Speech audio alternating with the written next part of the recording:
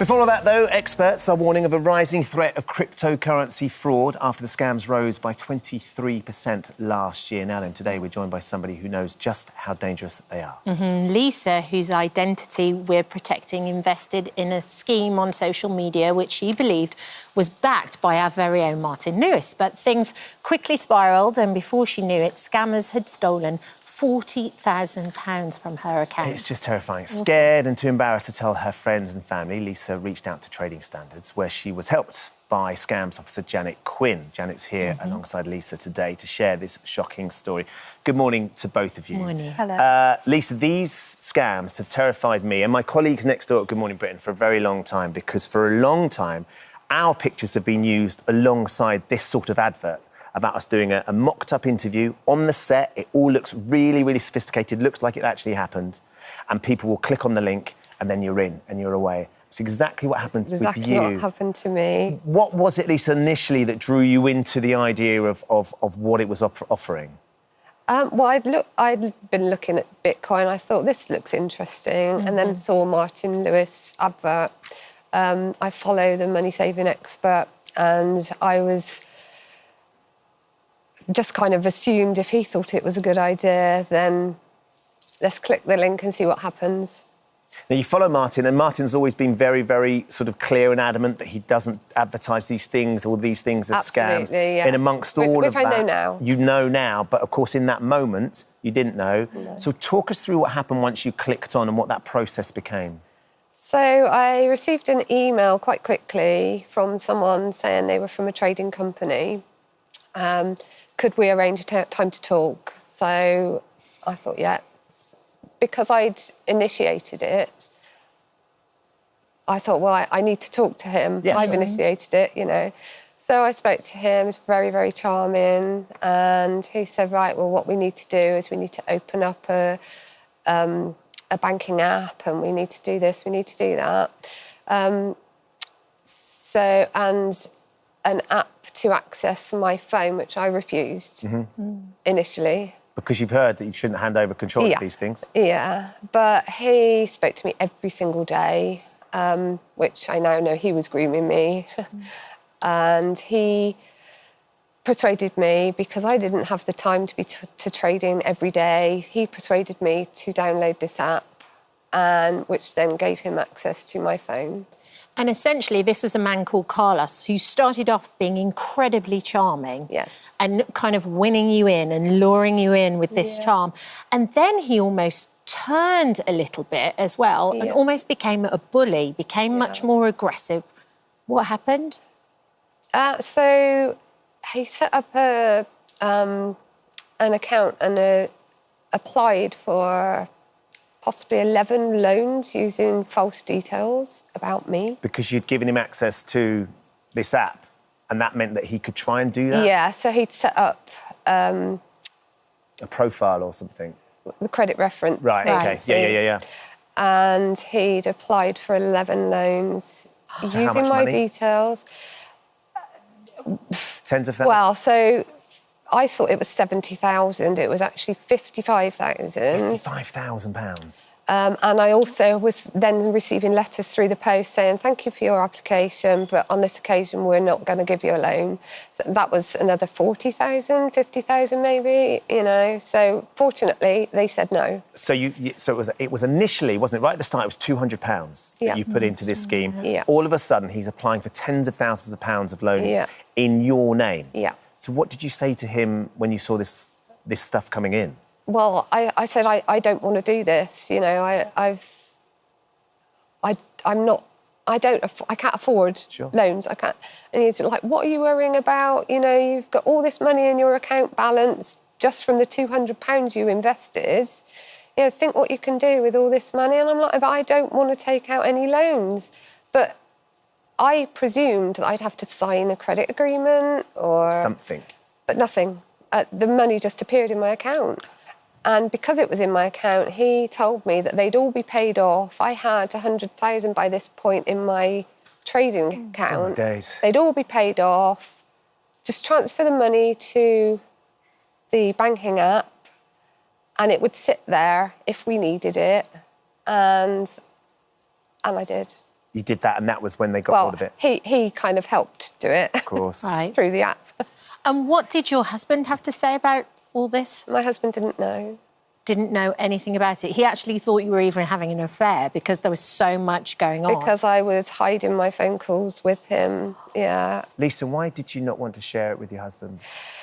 Because initially investing the £200, that was OK. We'd actually said, well, what's the worst that can happen? We'll lose £200. Mm-hmm. When it became, what, £55,200, it then became a problem, and I didn't want him to see that I had all this money in my account balance, and I didn't want him to keep quizzing me, so I just played it down a bit. So whenever I was talking to this guy, as soon as my husband came in, I was like, got to go. And I'd be like cutting the phone off. So it sounds even more suspicious, so you can understand what his concern was. So what happened? How did you eventually come clean and start sharing the situation you were in? So once the trading account was gone, all my money was gone, and I was then trying to pay all these loans. I was actually using savings to make the payments because I didn't know what I was dealing with until the payments came out of my account. Yeah. It was eating me away, and I just said to my husband one day, we need to talk. And he's like, what have you done? And I told him, and he has been so supportive. Of course. Bless him. And when did you then get Janet involved? So when all the trading crashed and everything else, I contacted the Citizens Advice Bureau, who put me in touch with Trading Standards. And I have to say, without them, I don't know what would have happened. Oh, Janet, this is the sort of thing. I don't know if anyone's watched, we had this conversation, The Beekeeper, which is a brand new film with Jason Statham, which is exactly this. It's this story. We just needed Jason Statham to go and find Carlos. Every lady needs a Jason Statham. But it is. It's the scammer that gets control of somebody's money and then cleans out their accounts. Bitcoin has just shot up again, so you know that that's going to engage people's interest. We're all intrigued by cryptocurrency. How much of this are you seeing, Janet? Unfortunately, a lot. Lisa's story is such an awful story. Every time I hear it, it just makes me so sad because it's such a personal story. This has ruined her life. But we're seeing it a lot. Every month when we get complaints, there's always cryptocurrency up there because it's the big thing. Everyone wants to make some money. So what would be your advice? How can people protect themselves? Obviously, yes, and times are very tricky at the moment, so everybody does want to make the most of their money, but we need certain things in place to protect ourselves. So what would be your advice? Absolutely. I mean, I could talk all day about this, but I think the key things are always do your own research. So be really wary if you're approached by somebody else, by a cold call on the phone, a text message with a link to click on, a pop-up on your computer, anything on social media, which is what Lisa saw. Just be really, really wary. If you want to invest, do your own research, really think about it.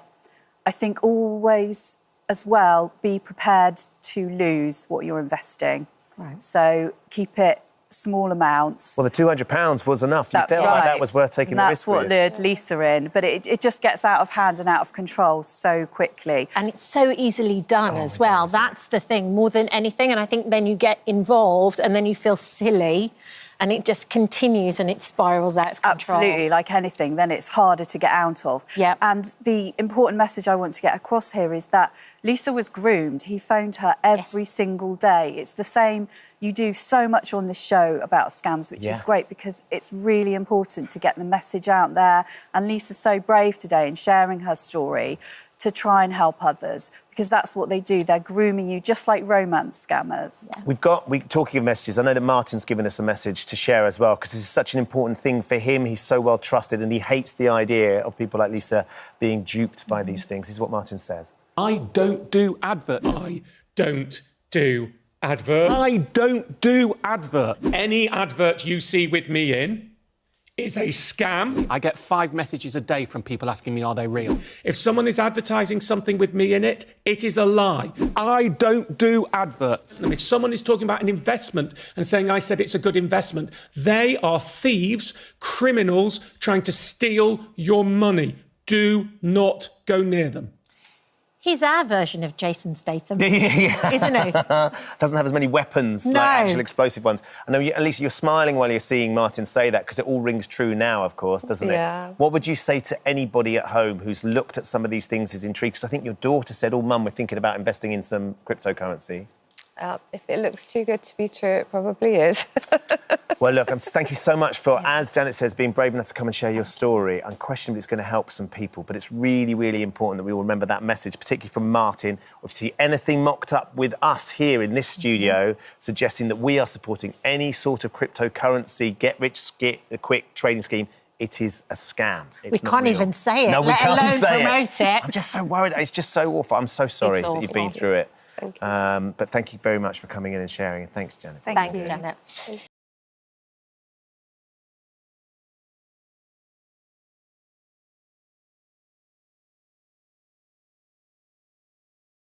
Now, a new documentary has told the shocking, true story of parents and teachers at a British school who were wrongly accused of being part of a satanic paedophile cult. The parents were subsequently stalked, threatened and abused by conspiracy theorists who believed the false allegations after the lies had been posted online. I mean, we both watched the documentary, didn't we, last night? And we've talked and talked about it. It's almost unbelievable. One of the mums who is using the fake name Anna is here today alongside criminologist David Wilson. Good morning, Anna. Morning. Thank you for having me. Thank you for coming on the show. OK, so let's go back to 9 years ago. What happened on that day? It was Thursday, the 5th of February, 2015. My husband and I were working from home that day, and around about 4 p.m, an email arrived into our inbox from the school stating that there had been some allegations made about the school, but that had been investigated by the police, nothing else to report, and that the case was closed. So, of course, that kind of posed more questions than it answered, and naturally it was like, well, what allegations? So I went onto Google. I very quickly found the nature of the allegations, and unfortunately for me, within about the next 5 minutes, I became aware that I realised that it was connected to 2 children in the school, one of whom had been in my daughter's class, and I found very quickly 3 videos that existed online at that time. Unfortunately, that video that I found was of the daughter in question making a series of allegations, naming my daughter as also having been a child at the school that was being abused, sexually abused for sweets. And the person that was interviewing her in the video said, "And who is it that's doing this to her?" And then she named myself and my husband. So within 5 minutes of receiving the email from school, I'd gone online, found the allegations, and then, to my horror... And your daughter at this stage was just 9? She was 9, yes. There is a huge difference from an email coming from school saying there's been an accusation, police investigate, it's nothing, to then suddenly seeing what those allegations were. I mean, I can't begin to imagine how you felt watching this child that you knew that was in your daughter's class, firstly saying what they were saying, but then accusing you and your husband and your daughter of being in a similar situation. Yes. I mean, it was just one of those life-changing, heart-stopping moments. I mean, the complete shock. And I do remember later that night, as I said in the documentary, sitting on the floor of my bedroom and saying to my husband, "We've been accused of being paedophiles, and this just isn't going to go away." You know, all of that, your life runs before your eyes, and you know that, there are groups of people that are going to believe this, that there's no smoke without fire, that there are groups of people who, like to hunt and trap paedophiles. And, I knew right then that our lives were going to change. So the police knew of these allegations and they'd contacted you and said, look, we need to come over and interview your daughter.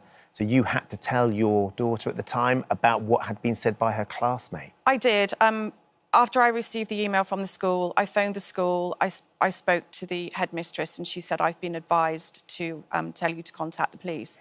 So I literally called the police and said, "I don't quite know how to explain this, but I've been accused of being a satanic paedophile and my daughter is alleged to have been one of the abuse victims." And the police operator put me on hold and then came back and said, "OK, well, the police are on their way to your house." And I said, "But my daughter's here and she doesn't know anything about this." And they said, "Well, you've got half an hour to tell her." And I sat her down in the kitchen with my husband and said that one of her school friends had made some allegations, and she burst into tears and said, "Why is she saying these things about me?" And I said, "I don't know, but the police want to speak to us." So our family weren't afforded the luxury to separate her from that knowledge. The police came to the house and they wanted to speak to all of us together. So I wasn't able to sort of separate her from the nature of what was going on. Yeah, to protect her from it. And in the end, the police didn't really do anything about it. There was a list that was published with names, addresses, photographs, terrible statements, just awful. I can't even imagine what that was like for you and the other mums. So there was a group of you that got together and decided we need to almost infiltrate this system to know what's going on here. Yeah, it was a tale of two halves. I mean, the initial police officers, didn't know what to do with this case. It was online and the legislation, it did exist, but they were having trouble sort of dealing with it and admitted they didn't quite know how to do so. And after a number of years, there were some unsuccessful prosecutions that collapsed, and other parents had been involved originally, but then felt that they'd lost confidence in the police. And there were a small group of us that were still left, I guess, that felt that this was just so wrong and we couldn't let it drop. And, we went forward and we did a victims' rights review, and we did manage to get sort of police officers and eventually the CPS, to back us. But we all dealt with things in different ways. And yes, there was, one of the mums ended up sort of being down the rabbit hole, if so to speak. You get that from the documentary a lot. Absolutely. And in fact, I'd had a conversation in the early days with a takedown company that is they're expert in removing sort of things from the internet. And they had said to me at the very beginning, it's like whack-a-mole. You can try and take one thing down and then it will pop back up on the internet somewhere else. But they did say, even to myself, the way to really deal with it is to get amongst them. And that was kind of the avenue that Alice took. Yeah. We all dealt with it in different ways, but that was her avenue. And actually, we discovered that there was, we'd had so many people against us on the internet, but there was also out there a group of people, a number of people that felt that it was really wrong, as we did, that children's addresses and names were across the internet. So they came on board, and it was a great comfort to know that for as many people that there were attacking us online, there was also people supporting us. And Alice embedded herself in with them. And And did you ever get any sense of why this had started? What on earth drove the parents of the children, or it was the mother, wasn't it, with her boyfriend, of the children, to make those accusations, and then for this other woman, Sabine McNeil, to actually get so involved and so keen to sort of expose what she thought was going on in Hampstead? Yeah, she wasn't even a trained lawyer. I think, they're multi-million-dollar questions, really, as to why they did what they did. All I can say is that Abraham Christie had a prior history of doing something very similar to his own family. So this was, not new for him. Ella, I think when her children got taken into care, perhaps she felt that parents and the people on the list of the accused had been complicit in raising concerns, and that was why her children had been taken from her, and that in some way we were all responsible. Yes. I think in making the allegations that she did, perhaps she thought that all of our children would also be taken into care in the same way that hers had. Terrible. David, we're going to come to you. Yeah. I mean, it's all fake. It was proven not true. And yet these conspiracy theories just get completely out of control on the internet. They're so dangerous, aren't they? They absolutely are. And the first thing to say, though, Kat and Ben, is how brave of Anna to come in and again share her story with us. The internet did not invent conspiracy theory. Conspiracy theories have been with us for centuries. But what the internet has done is make those conspiracy theories stickier. In other words, the internet acts as an echo chamber. People go onto the internet and they find like-minded people who believe like-minded things. And what that tends to do is therefore normalize what is patently absurd. It simply therefore escalates their beliefs that what they're saying, what they're theorizing about is actually true. So that's part of the context for this. But I think the other thing to say, and you were asking, and Anna was talking about motivation there. Remember, there are three main reasons why people begin to believe conspiracy theories. And I know the first two of these words sound a bit academic, but they're easily explained. So the three things would be epistemic, existential, and social. Epistemic simply means that when something dreadful, traumatic happens, people want to find out why. Why has this happened? And what they're looking for is certainty. And so they go onto the internet and they look for certainty. And so often conspiracy theories are certain, whereas knowledge is often hedged by, perhaps, maybe, in most cases, the existential thing, and then we're moving into why I think was what was motivating some of these people. Existentially, people want to feel safe and secure in their world. And then finally, social. People want to feel good about themselves. So they want to feel good about what they're thinking, and therefore they want to identify with a group who thinks similarly. And as a consequence, that means that they end up believing things which are patently untrue. Yes. It doesn't make it easier for you, Anna, to hear that. But how is your daughter, because they're over 18 now, and the other kids, and how are you day to day now? They're all good, thank you. I mean, yes, you're correct. All of the children are 18, 19. They're all moving on with their lives. They're all doing well. Good. They're well adjusted. Good. They're all, as they should be, moving on with college and university. And how about you? Yes, I think this will always be the fabric of our lives, unfortunately. The chat has sort of lessened over the years, but it's still there. Yeah. I think, we've all learnt to sort of live with it, and I think we've chosen now to sort of tell our story. We're very keen, there's been a growing narrative over the recent years about the harm of social media, and whether it's, and we don't place ourselves in the same category at all, but whether it's Molly Russell's father or Brianna Jai's, family. Yeah. I just think, that social media has to begin to take responsibility for the material it's hosting. And what was so shocking for us is that, we found it so hard to be able to take down those details. Social media would say to us, this does not breach our community standards, even though, there were real children whose names and addresses were on the internet. So extraordinary. Well, as David said, your bravery coming in and sharing the story is what we can absolutely commend, and it's a big warning to lots of parents watching. Yeah. And the documentary is on. You can catch up on Channel 4. It really is an extraordinary watch, isn't it? Yeah. Thank you, Anna. Thanks, Anna. And thank you, David, as well. Thank you, David.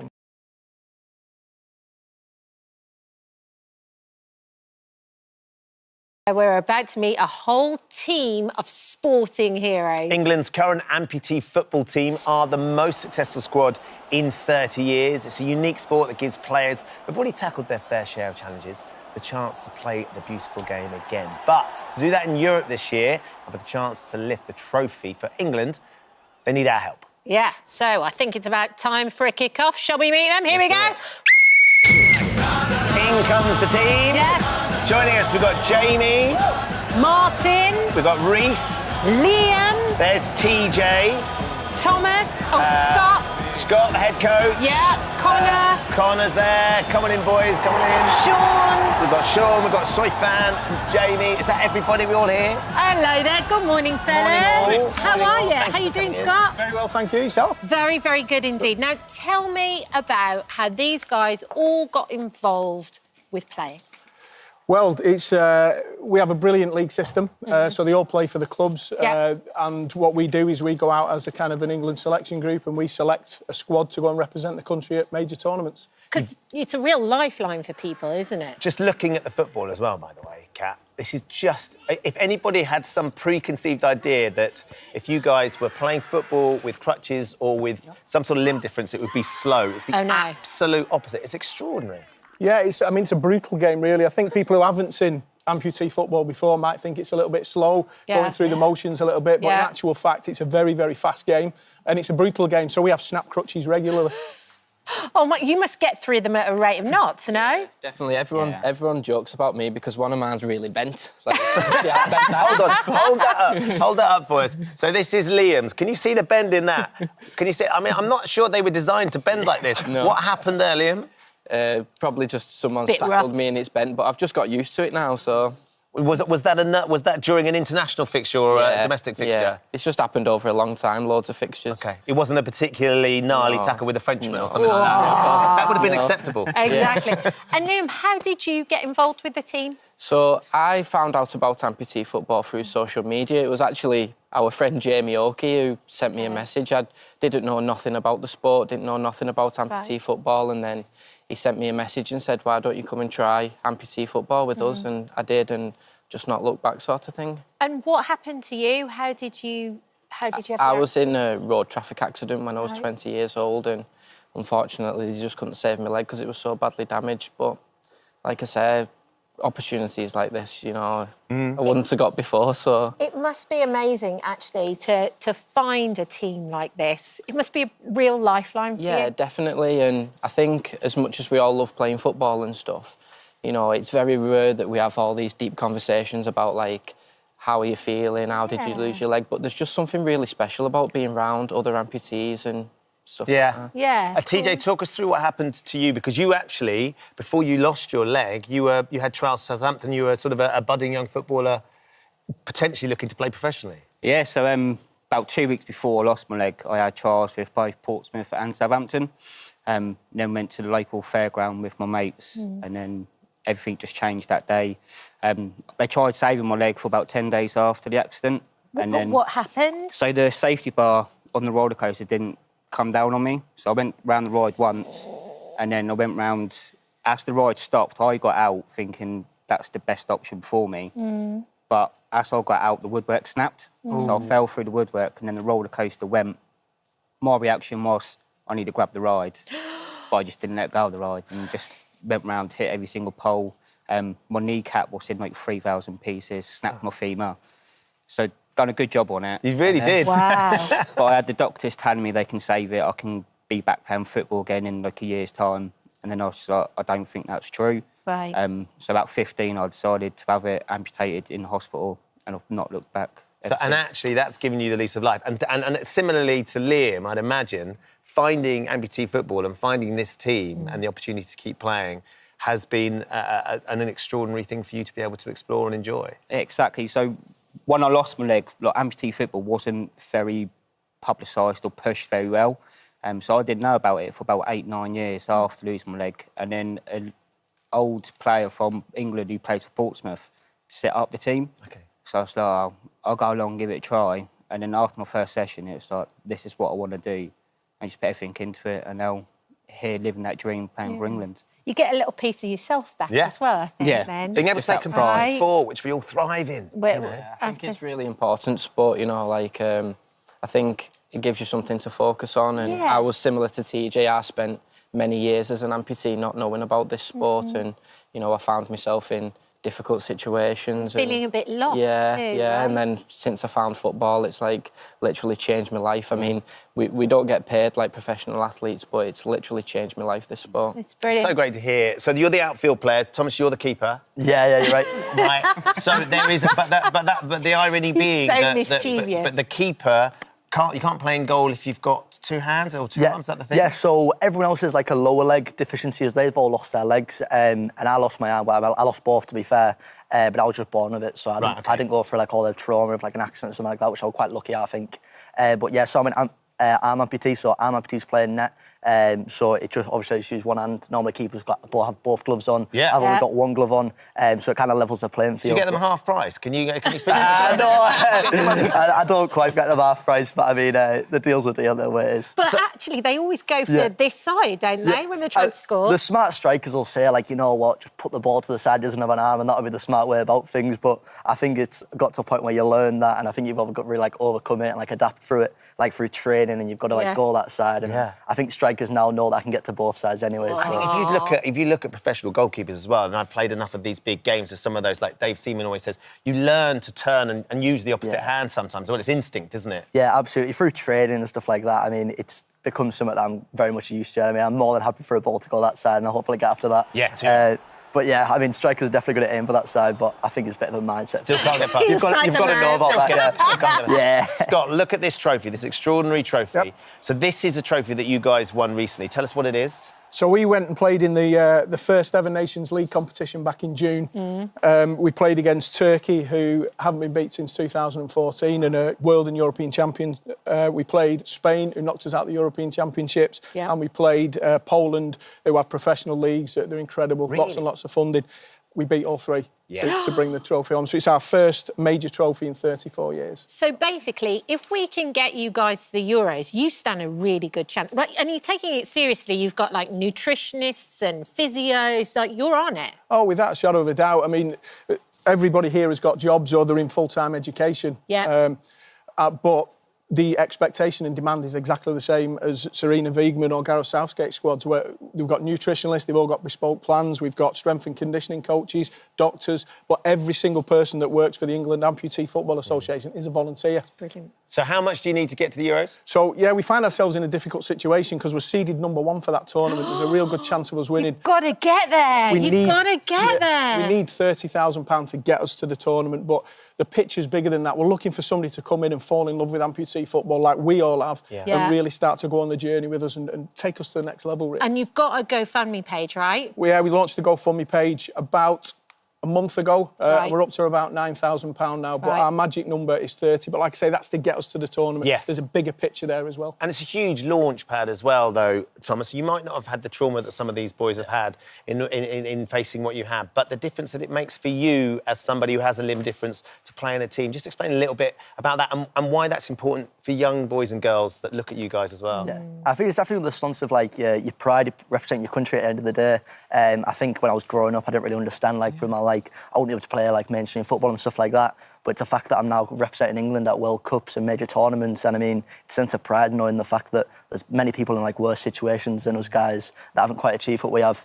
Which is one thing we can be really proud of, the fact that there's obviously stuff that should hold us back, like classes of disability, but we've went away and achieved some really good things. So absolutely, something that the senior team would kill for to lift the trophy. But we're all desperately hoping they're going to do. And Liam, you've got a son as well now. You've got children. What's it like being able to represent? I mean, I've been lucky enough in representative games in a charity match to wear an England shirt, and there's nothing like that feeling, but you actually play for England. Yeah, well, my son Liam Jr. is only 9, and he looks at some of these lads as most kids look at, like, Ronaldo and Messi, do you know what I mean?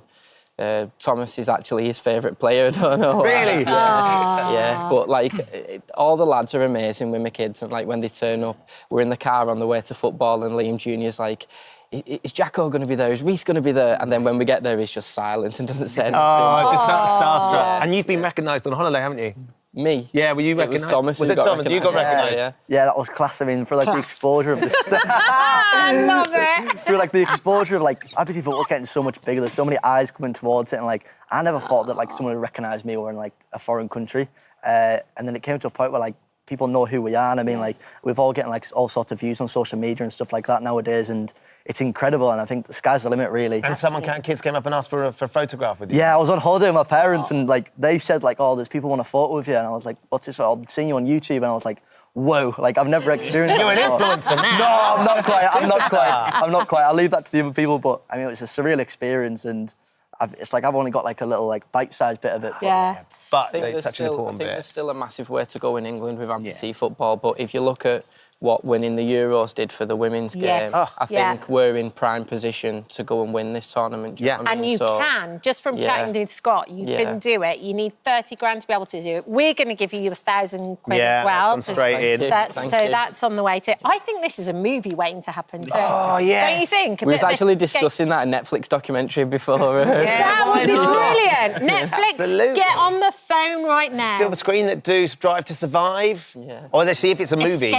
You can all decide who plays who. Who's going to play himself for sure.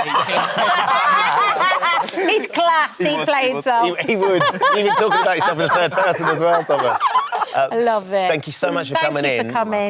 We'll keep an eye on Smashing. that page, and Smashing. fingers crossed we get you there. But like you Okay. say, Scott, it's bigger than that. And actually, it's not just about this tournament. It's about a broader, bigger launch pad for amputee football here in the UK. Yeah, absolutely. Amazing. Brilliant. Thank Thanks you for coming. No, Thank thanks for you. having Good us. stuff.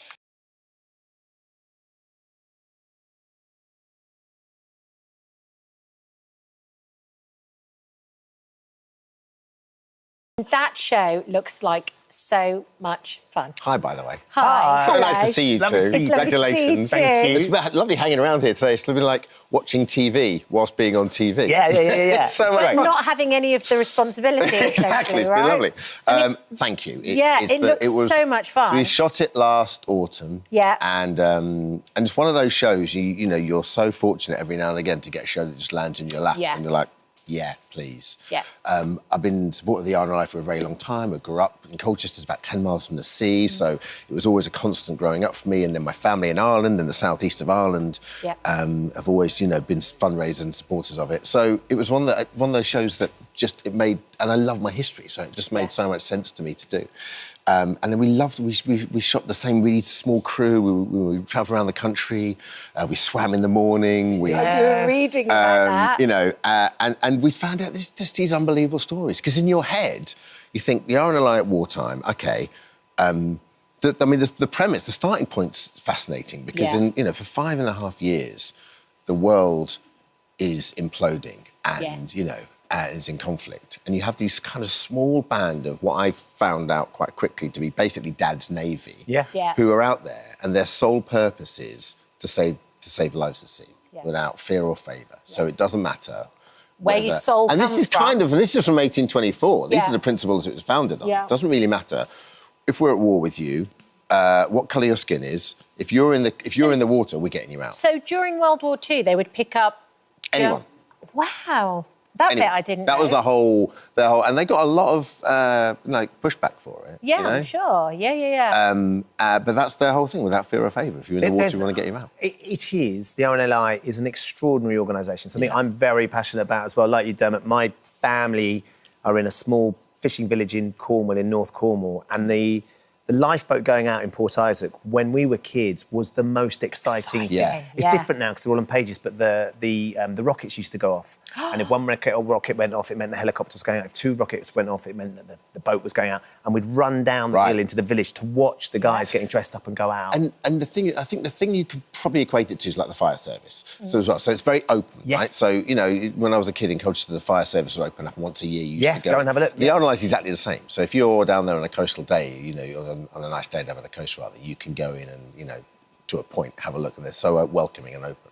But I always thought it would be centred, this documentary would be pretty much centred around the southeast of England and confined to the early part of the war, which was, you know, the 1939, 1940s, so Dunkirk and Battle of Britain and so forth. And obviously, a big part of that was what the show's based on.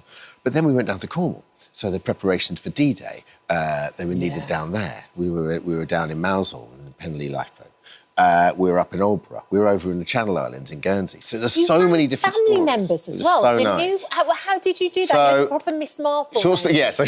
Long story. By great uncle Steve emigrated from Ireland to Guernsey, met a local girl, became a tomato farmer. My mum and dad went there on the honeymoon. It was the first holiday outside Ireland we went to as kids. Okay. And I was there and I said, cool, my mum was like, do you think Auntie Daph's still around? And she said, Auntie my mum, Daph? yeah, Auntie Daph. Daphne? And my mum gave me a street name and a house name. And I'm like, I'm never going to find that. And I had about an afternoon off and I drove around and I found it. And she wasn't there. I left a little message for her, and she called me the next day. How old is she now? She passed about 2 or 3 weeks after I saw her. Okay. She passed away. So it was so lovely to sort of go there and see her. And She was in her 90s? Yeah. There she is, and hooked up with her and had a, you know, and then speaking to my cousin Maureen sort of since. And it was really lovely. And she was, you know, sharp as a tack. It was so nice to see That's her. Yeah. lovely. And so you had this amazing sort of process of going around the UK and working out how embedded and integrated the RNLI and the lifeboat is to all those communities. Well, and that's the key. The interesting thing is there isn't really a central museum or a central archive. So, which is both a help and a hindrance, but it's a help in the sense that when you go to these stations, Margate, Aldborough, Guernsey, Penlee, you have these incredible stories that are right there. So very specific to the areas, right. So right? I'll meet a coxswain that maybe has just retired, whose grandfather went to Dunkirk, yeah, and he will have the same notebook. So he'll be getting out. So I'm literally reading these pages of basically the report of what happened. So I stood on the Reculver Cliffs with Chris Samwell, and we looked out, and he was just saying, 1939, 1940 here. German Messerschmitt shot down over there, and then my grandfather launched and to smell the sea you're there, air same and be cliffs, there. same sea, same sky. And it goes through generations as well. They all do it. Yeah. All the guys. Yeah. So it's on tonight? Tonight, 9 o'clock, 9 o'clock. BBC 2 and iPlayer. Yeah, it's a privilege to do, honestly. Can't wait to see it. Thanks, guys. Thanks for having me. Amazing. Thank you for coming in.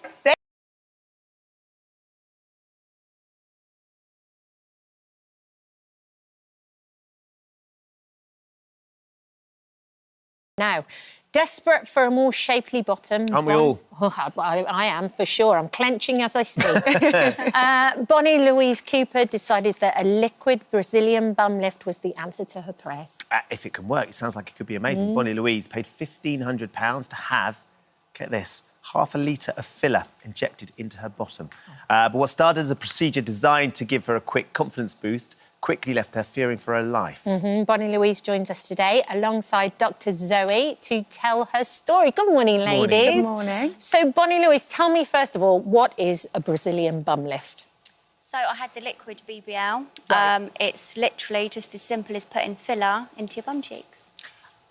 Now, it sounds so simple when you say it like But the idea of filler going into your face, I assume, and having seen it happen, is small bits of filler. But how much was it you were going to have put in? 500 ml. 500 millilitres. Is this something you'd seen elsewhere, you'd researched, you thought, actually, that looks pretty painless, looks pretty effective, I'm going to go for it? I really looked into it, yeah. It's something I was looking at for a long time and found the clinic that looked very credible and booked in.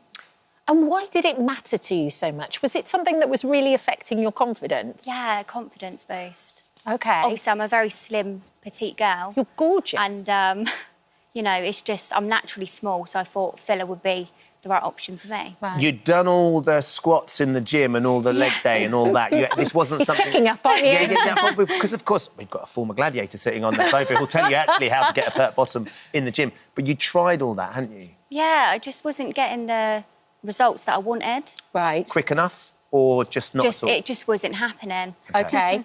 And so then when you said to us you did your research, where did you look, where did you research, and what happened that first day when you went? So I looked on Google, the reviews, I looked on Instagram, because obviously social media is a very credible thing, isn't it? A lot of people use that now.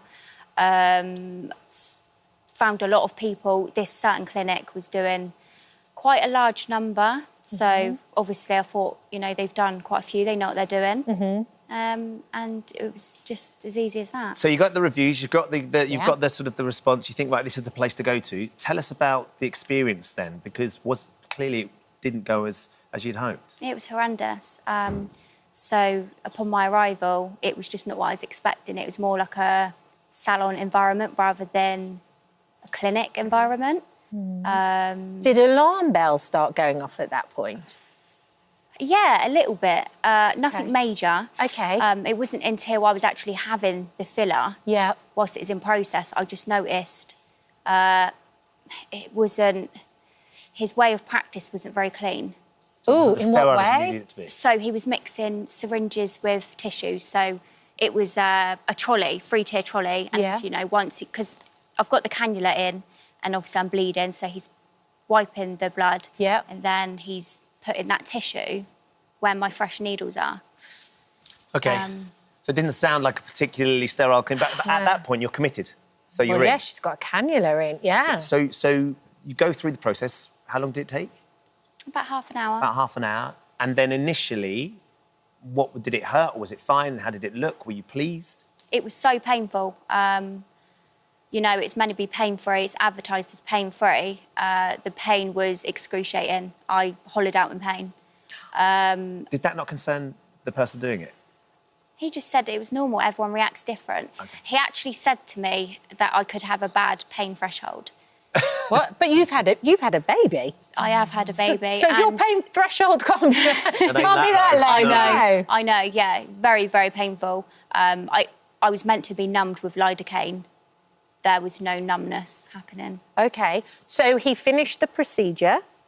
Did it look the way you expected? It looked great. OK. It looked really good. I was happy. And then, oh, OK, this is you before and after. OK, yeah. And then what happened afterwards when you left the clinic? Gosh, it wasn't long after I realised how unwell I was. I mean... In what way? The pain. So even immediately after the procedure, even getting my trousers on was a struggle. Because it was so sensitive, so tender. Yeah. And then, you know, I had a 4-hour journey home, and thank God I wasn't driving. Yeah. I was just, you know, led there in severe pain. Like every bump I could feel, every corner. And then once I got home, after the 4 hours, I couldn't move from the waist down.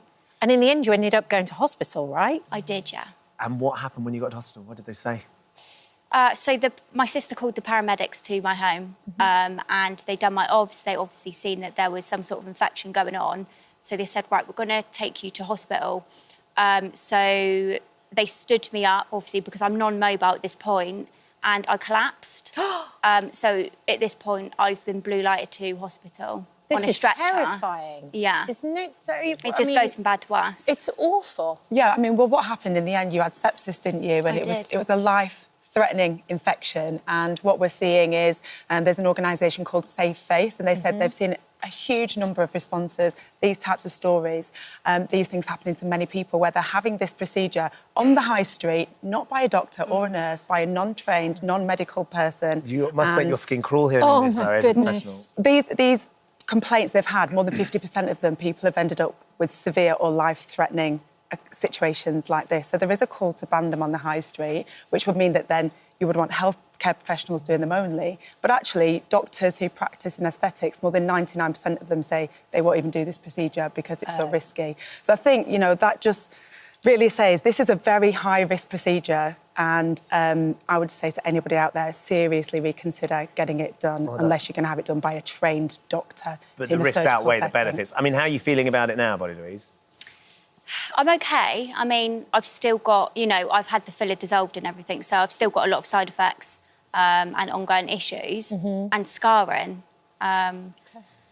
So it's been difficult. I mean... No more lunchtime bum lifts, back in the gym and the squats. Keep going with it. I'm going to be back in the gym. Yeah, when Thank you for coming on the show and talking about it. It's been amazing. Yeah, OK.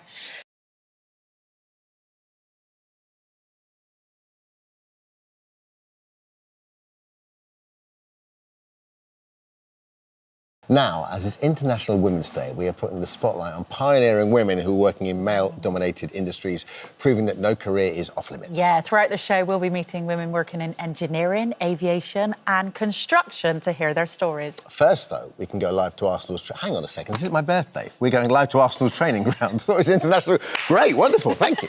To speak to the first ever female groundskeeper. So Tara Stanford and her new apprentice, Bobby Murphy. Morning, you two. Good morning.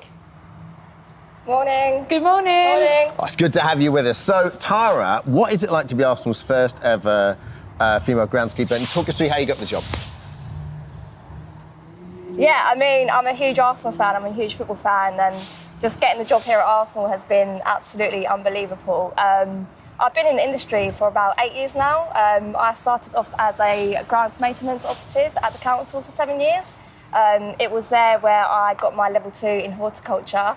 I thought, you know what, I need to, you know, get away from that now, and I saw the opportunity to work for Arsenal, and yeah, I took that, and I've been here for 1.5 years now.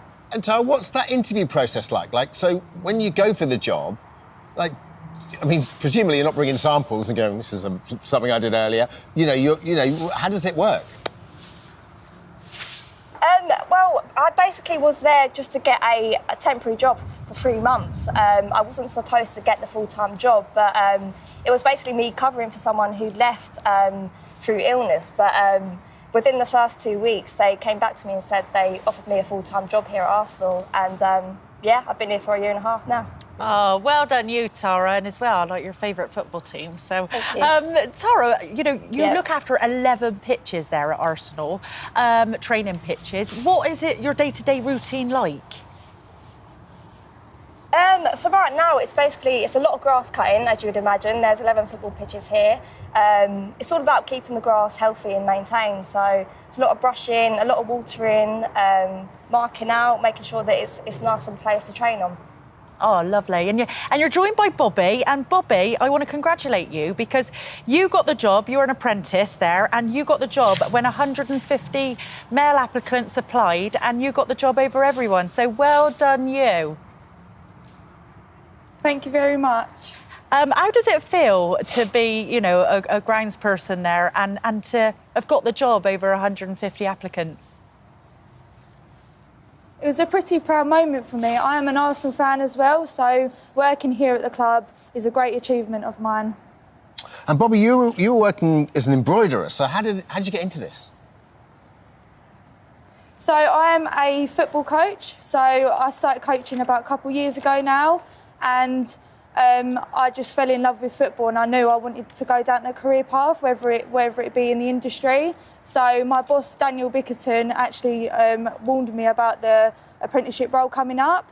So he kind of gave me that go-ahead to come and take the job, and then I applied for it, went through all the process and, yeah, got it over all them men. Yeah. Well, listen, I want to say, as an Arsenal fan, thank you for your service, first and foremost. But I would say this, being an Arsenal fan, but it's always seen as quite a progressive club. Do you find it a progressive club there? So would sort of Arteta and Jonas Eidevall, would they, you know, the women's manager, would you be in regular conversations with them? Sorry, I didn't hear that too clearly. I didn't hear it either. No. Oh, OK. Can you hear us now, or can you hear us now? Yeah. Yeah. I was just saying, how much consultation would you speak to the managers on a regular basis about what they wanted and how the pitches sort of, you know, would change? Given if they're playing away from home, for example, you'd have to prep the training pitch in a different way. Yeah, I think they like to keep the pitches here at Arsenal all kind of the same throughout the season. I think, as you well know, Arsenal like to play a fast-paced game, so the length of the pitches usually are the same, and they like to keep the pitches nice and healthy, nice and watered, just for that fast-playing game, yeah. And do you get the feeling that are you sort of included there? Do you feel like you're part of the team, both the women's and the men's team?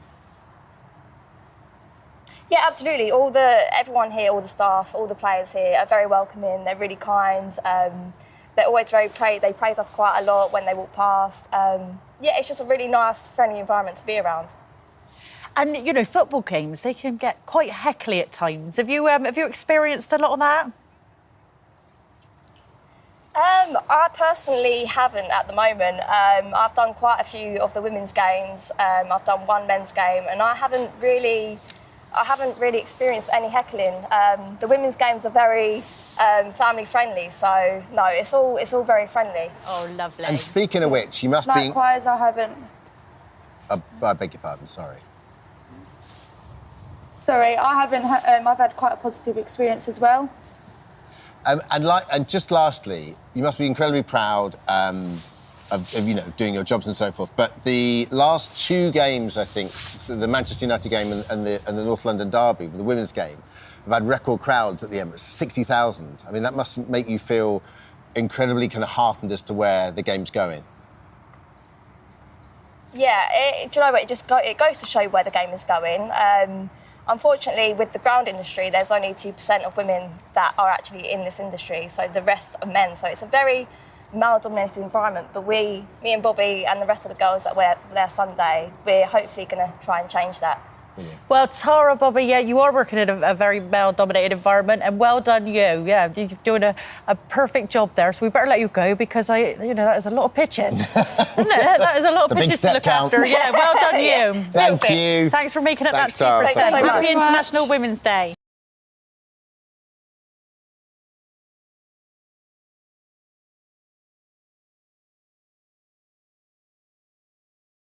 Now, forget about the pink for a while. Forget about your 50 Shades of Grey. Who cares about painting the town red? No Blue Mondays around here. It's not even St. Patrick's Day, but it's all about the green. In fact, it's about the green lady of Brooklyn's life, and she is just fabulous. Yes, everything in Elizabeth Sweetheart's life is green, from her bright green hair and her fingernails to her self-dyed green overalls. She has definitely earned the nickname New York locals gave her. And we have greened up our green room here, and we're going live to Brooklyn to join Elizabeth. Elizabeth Sweetheart, the most wonderful surname I've ever heard, ever. Elizabeth, thank you for joining us live from Brooklyn. Good to see you. How are you today? Hi, Craig. Very good. Elizabeth, where did the obsession with the colour green come from? I think it's because I love color, and I've worn a lot of color through my life, and green just seemed to be the happiest and made everybody happy, and it's easy to live with. It's just wonderful. Well, Elizabeth, as an Irishman, I agree with your colour of choice. It's a very calming colour, isn't it? Elizabeth, everything is green in your life, not just for our cameras today, but this is how you live your life. Is that right? Tell us how you go about your day in green. It's been a while, so it is just very naturally green. And I wake up in the morning and it's very happy and pleasing, and I make my coffee in a green coffee maker. My grinder's green. It's just a green world. We're seeing pictures of your house at the moment, Elizabeth, and it is green. Everything's green. All the accents are green, and that's the important thing.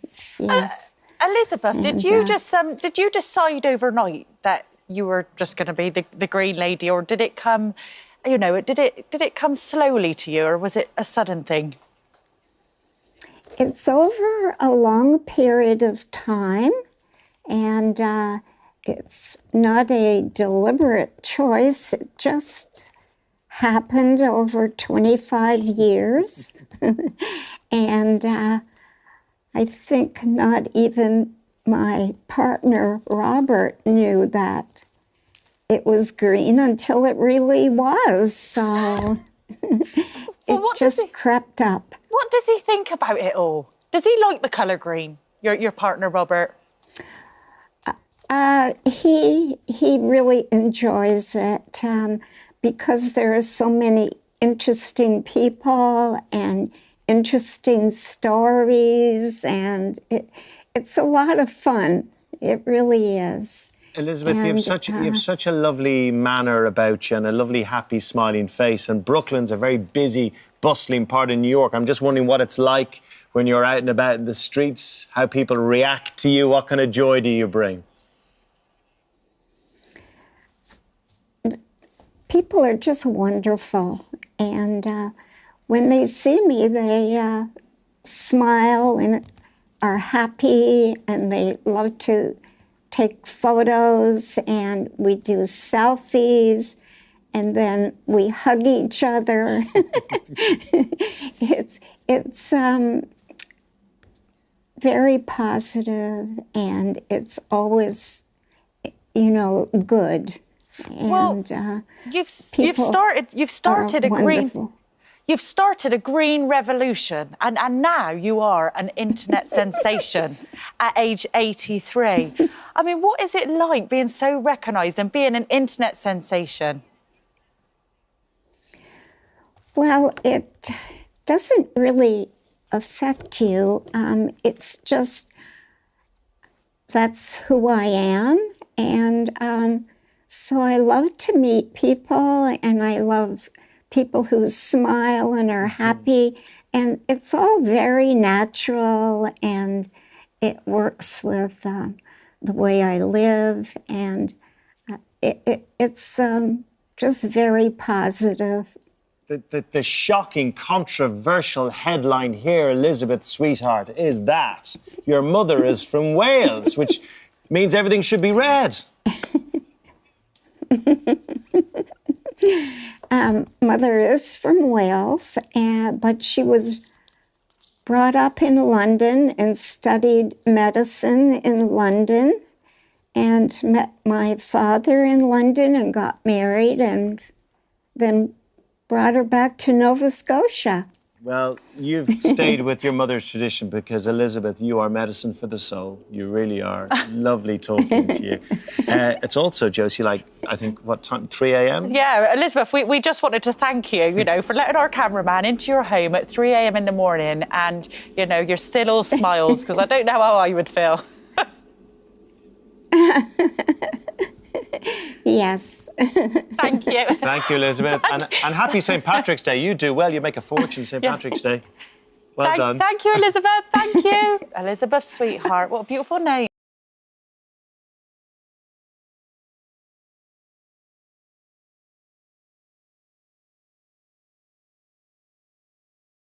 Our next guest has struggled with confidence throughout her life due to living with a stammer that's affected how she communicates with the world. But after challenging herself to take part in some everyday activities that many of us take for granted, Jessie Yendall ended up finding her voice in a way she'd never anticipated. Hello? Hello?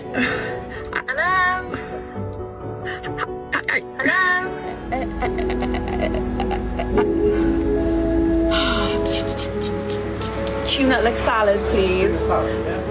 Sweet chili sauce, please. Thank you. Amazing. Thank you so much. Thank you.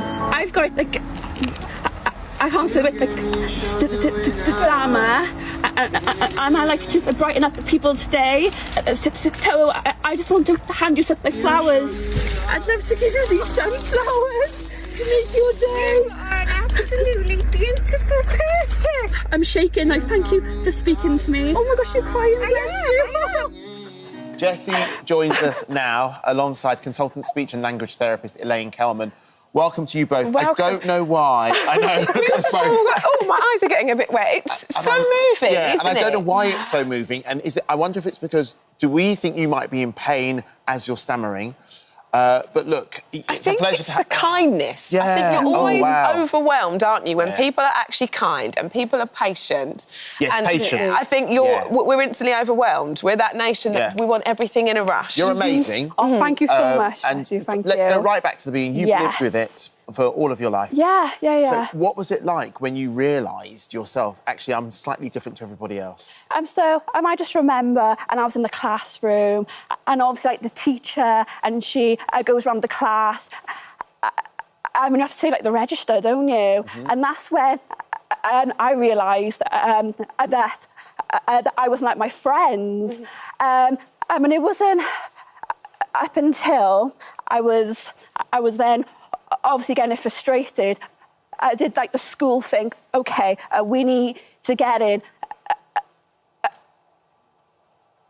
I'm a speech and language therapist, and then I went from there basically. And I've also put in the book, you know. Yeah. About like the journey. I've been a child, and then just living with a speech impediment. You can obviously see the, like, you know, reading snippets of the book and hearing about your journey to watching your TikTok videos. Yes. This has been really quite the journey, hasn't it? And when it comes to your confidence. You know, when you wasn't in the place that you're in now, and now you're sort of brightening everyone else's day up, thank you. How did it impact your confidence and how did it impact your social life? So growing up, obviously as a teenager, and you have your friends, and they ask you if you want to go to the cinema, and you're not thinking about the cinema, and you're thinking, okay, I'm gonna have to get the bus, I'm then gonna have to ask for like the cinema ticket, and then you have to ask for the popcorn, and that's what you're thinking about, and then you don't end up going to the cinema. You're like, I'm okay, actually, I'm gonna stay at home, and I'm gonna do like my homework, and then you do miss out, and obviously, and that does impact your life growing up. And then I met like my and then I met my husband, and I tried to not. Yes, that's a beautiful picture. Yeah, I've got them. Yeah, I just saw in the book. Yeah, And they're in the book.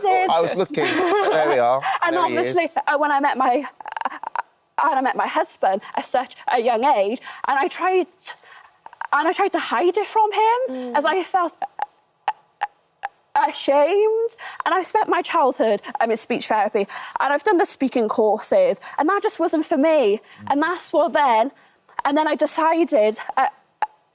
Because we had the pandemic, didn't we? And the world just got really small, and you had to use the phone all the time. Yeah. And I struggle with the phone because you can't. Yes.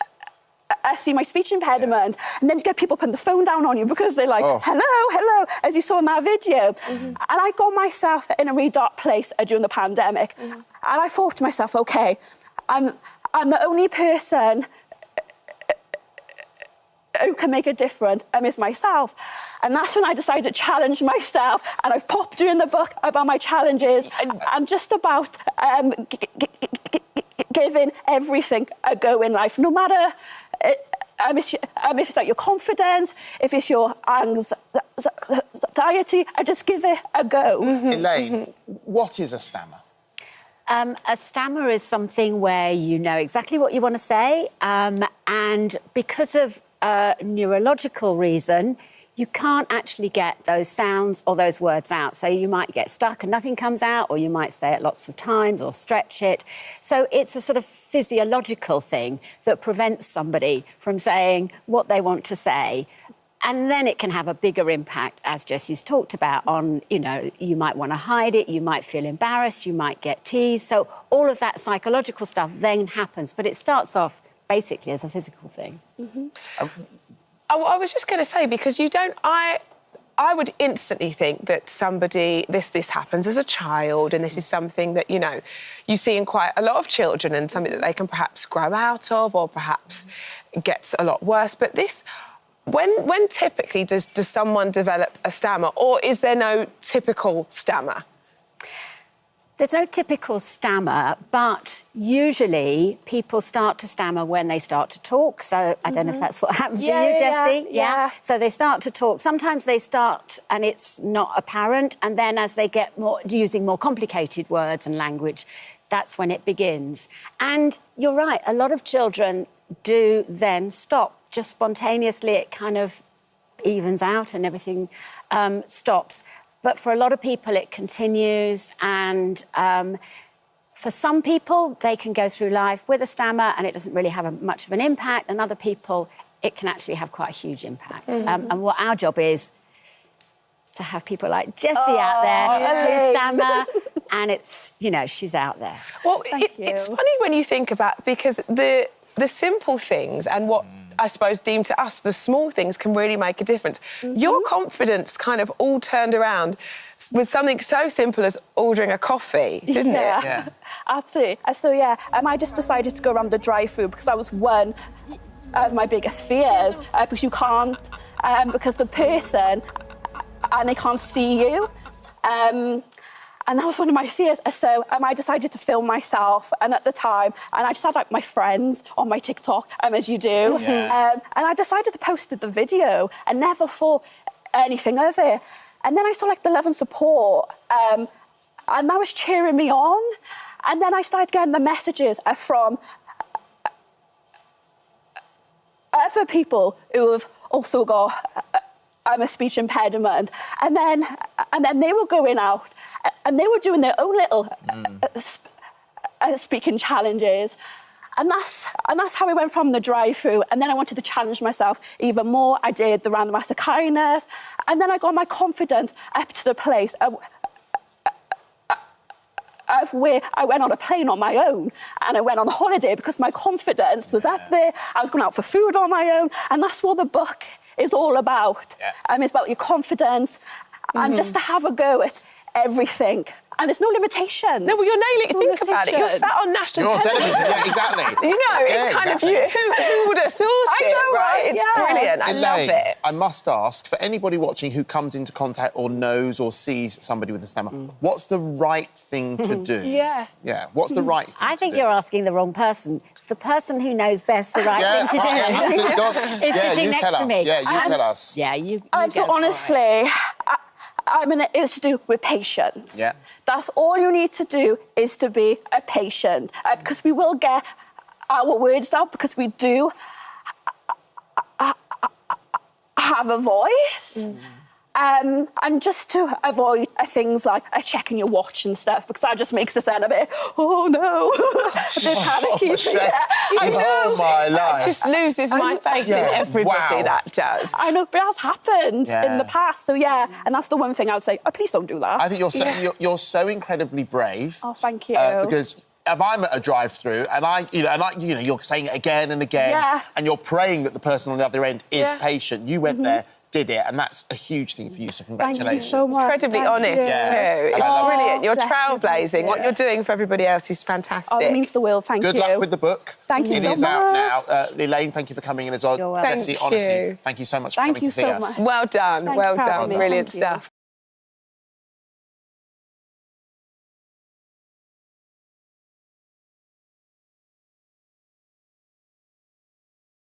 That last year, fraud cases in the UK more than doubled, making 2023 the second biggest year for scams in 2 decades. But have you ever heard of supermarket gift card scams? Well, they are, as we know, a popular gift choice and can be used to buy anything from groceries to electricals and toys. And they're usually located by the tills at the end of your shop.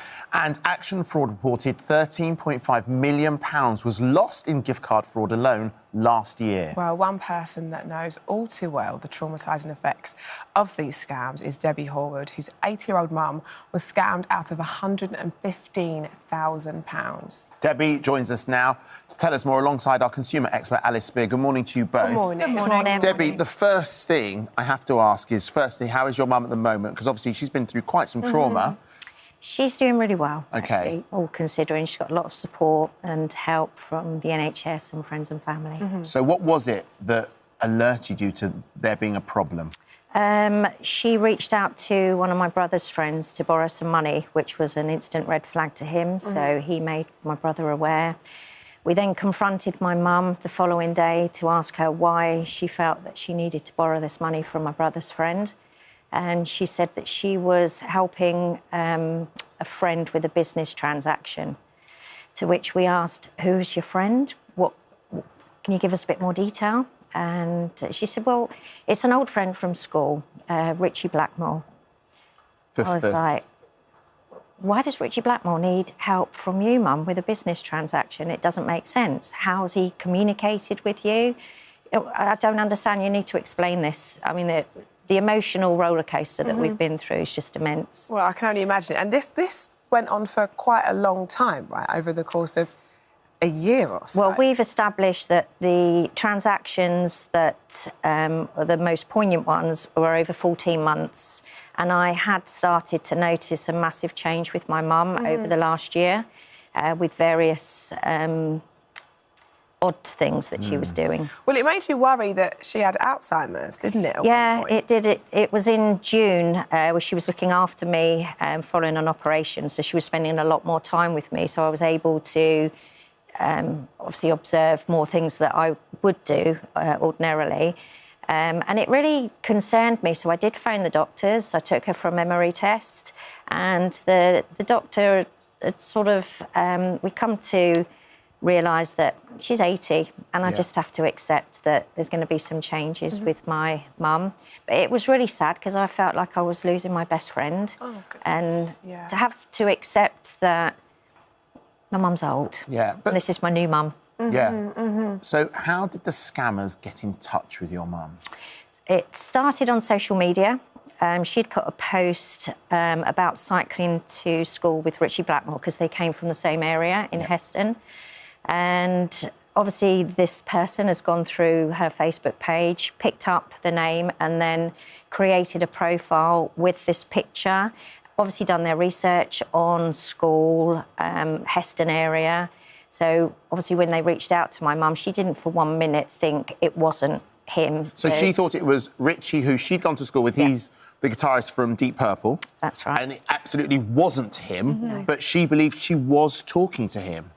She was told not to tell any of the family because of his profile, and just keep the relationship, the contact that they had, just to themselves.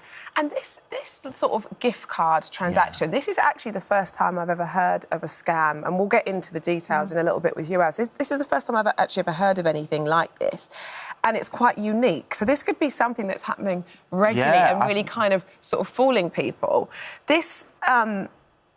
These were transactions that were happening daily in the end, right? These were sort of, I mean, £115,000 is a lot of money, and split that across a year. These were vouchers, and he was getting her to send codes. That's right, isn't it? Yeah, she would go into the supermarkets daily. Yeah. I mean, the amount of monies that she spent on a daily basis was just insane. She would take the code off of the Apple gift card and then send it over on this app, communication app that he'd set up for her as well. And she believed the code that she was sending was for some sort of investment into shares into something greater. Some business arrangement. Right. Okay. I think this is a good point to bring you in, Alice. These gift cards, and I've got to make sure, we see things like this all the time in the supermarket. Yeah. And these are being used in a fraudulent way that then hoodwinked Debbie's mum.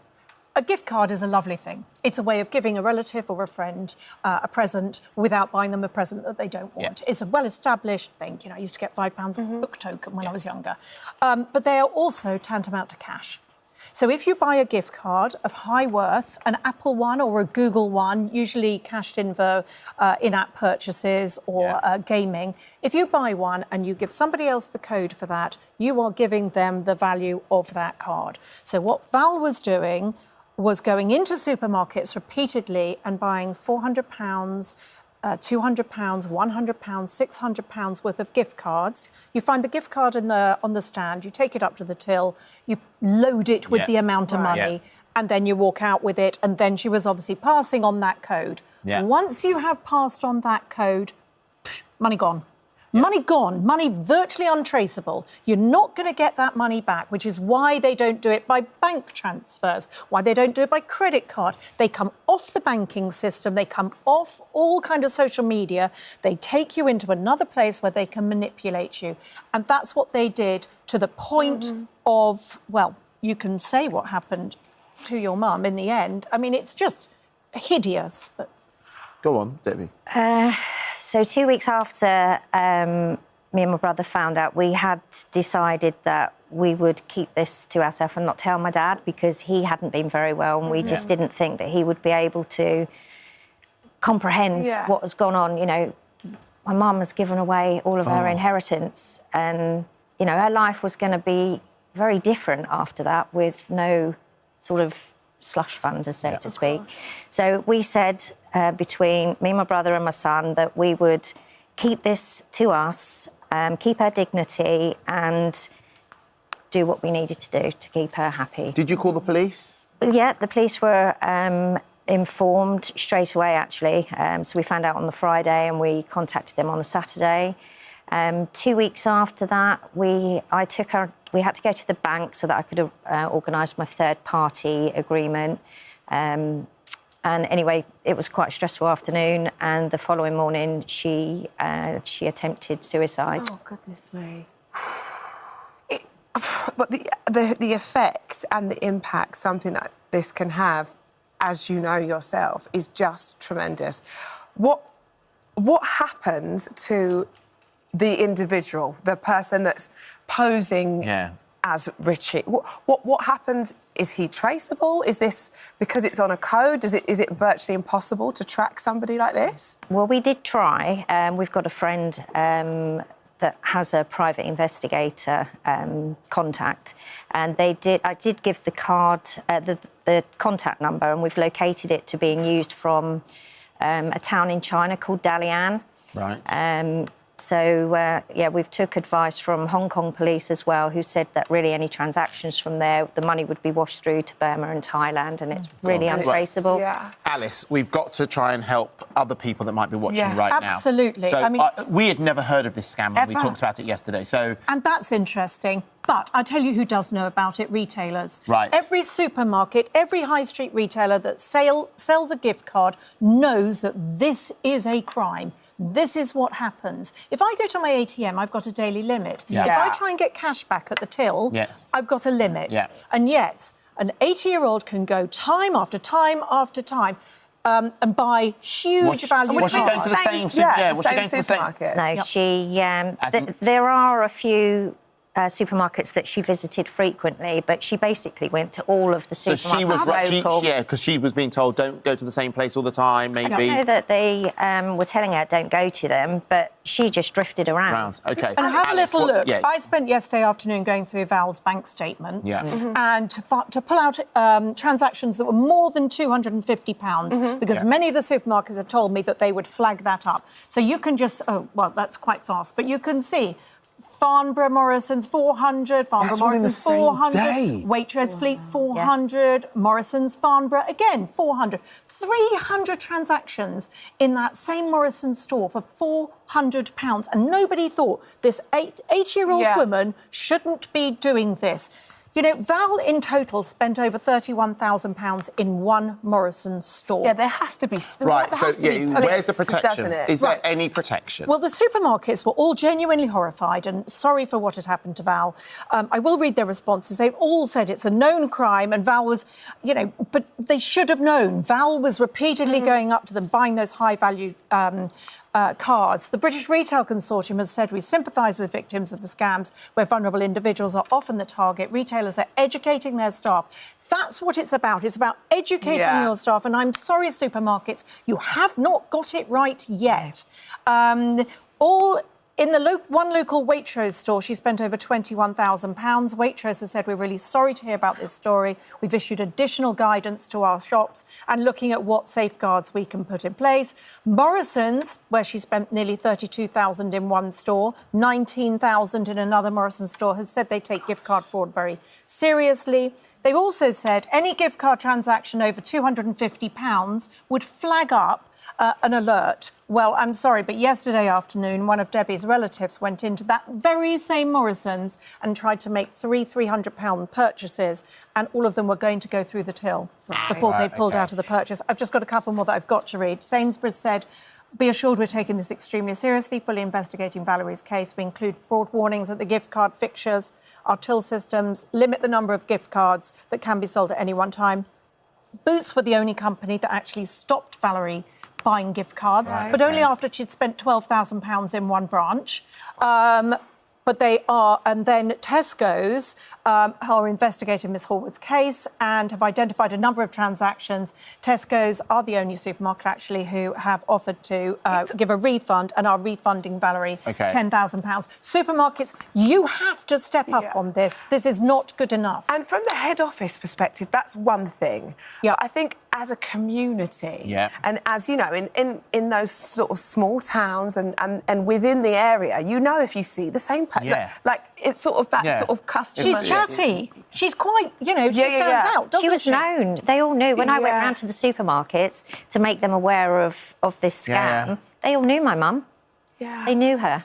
Is there any protection at all in this situation? No, None whatsoever. That's why this is the scam. That's why we're here. And that's why I got Action Fraud. There weren't any known figures. Right. I got Action Fraud to pull those figures from last year and find out that £13.5 million was lost last year. Have the conversation with your relatives. Yeah. Look after them. Make it known. You shouldn't be embarrassed. You shouldn't be, feel stupid about this. This is a very, very horrible crime. Yeah. And Richie sent a message as well, hasn't he? He did, yes. It's obviously nothing to do with Richie, but he does care very deeply about what happened to your mother. That's kind. I've just learned about Valerie being scammed out of a lot of money by somebody who supposedly is me. I would never reach out to somebody on the social media or the internet because I don't personally use that. I just hope that they catch the thief that's done this, and that she gets her health back and everything works out fine. So all the best, Richie Blackmore. Thank you. Hopefully your mum will watch that and get some sort of comfort. Yeah. Thank you so much for coming in, Thank you, Debbie. and please send our love to your mum. I will do. Thank you, Alice. Thank you. Keep up the good work. If you've been affected by anything we've spoken about here, please do go to our free This Morning app, where there are helplines and charities you can reach out to. Yes.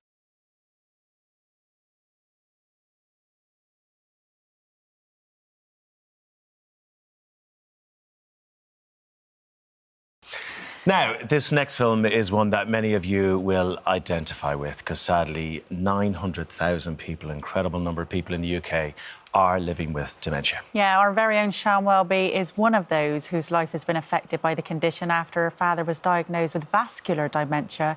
Here, she shares her family's story. I think what's changed my dad the most is just his independence.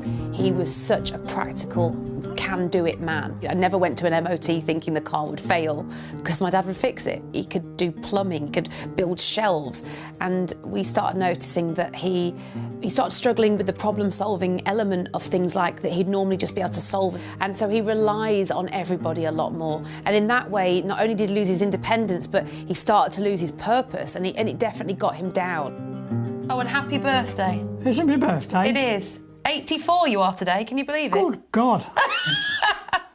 Before my dad got diagnosed with Alzheimer's, I didn't have a clue about it. I knew it's a very cruel disease, and it's something that, as a family, we've never had to deal with. My gran never had it, my granddad didn't, so it was totally new to me, and we honestly didn't know anything.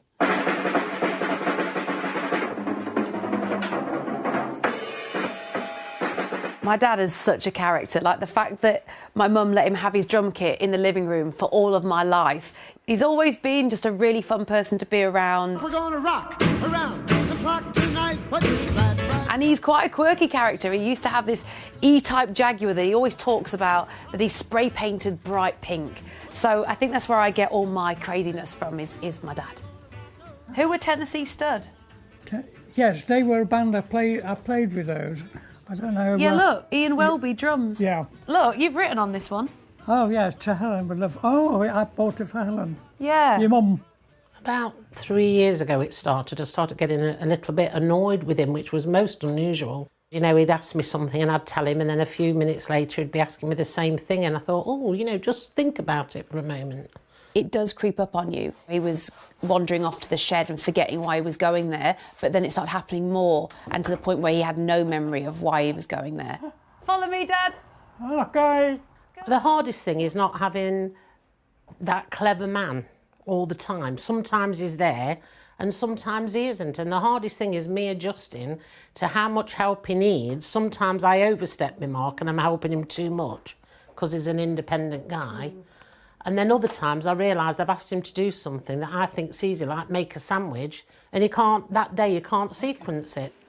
There's a lot of advice out there, but it doesn't always appeal to everyone. My dad, for instance, is such a practical man. He would not sit and do a painting or pottery or a jigsaw puzzle. It's just not him, you know. There you go, you can use that if you want. Do you know what it was? He needed to feel like a dad again. He'd sort of at one point lost his role as a dad because we were doing everything. You know, he couldn't drive, he couldn't make dinner, he couldn't do the shopping anymore. Couldn't cut the grass. Couldn't cut the grass, couldn't fix the cars, couldn't do any of the stuff he always did.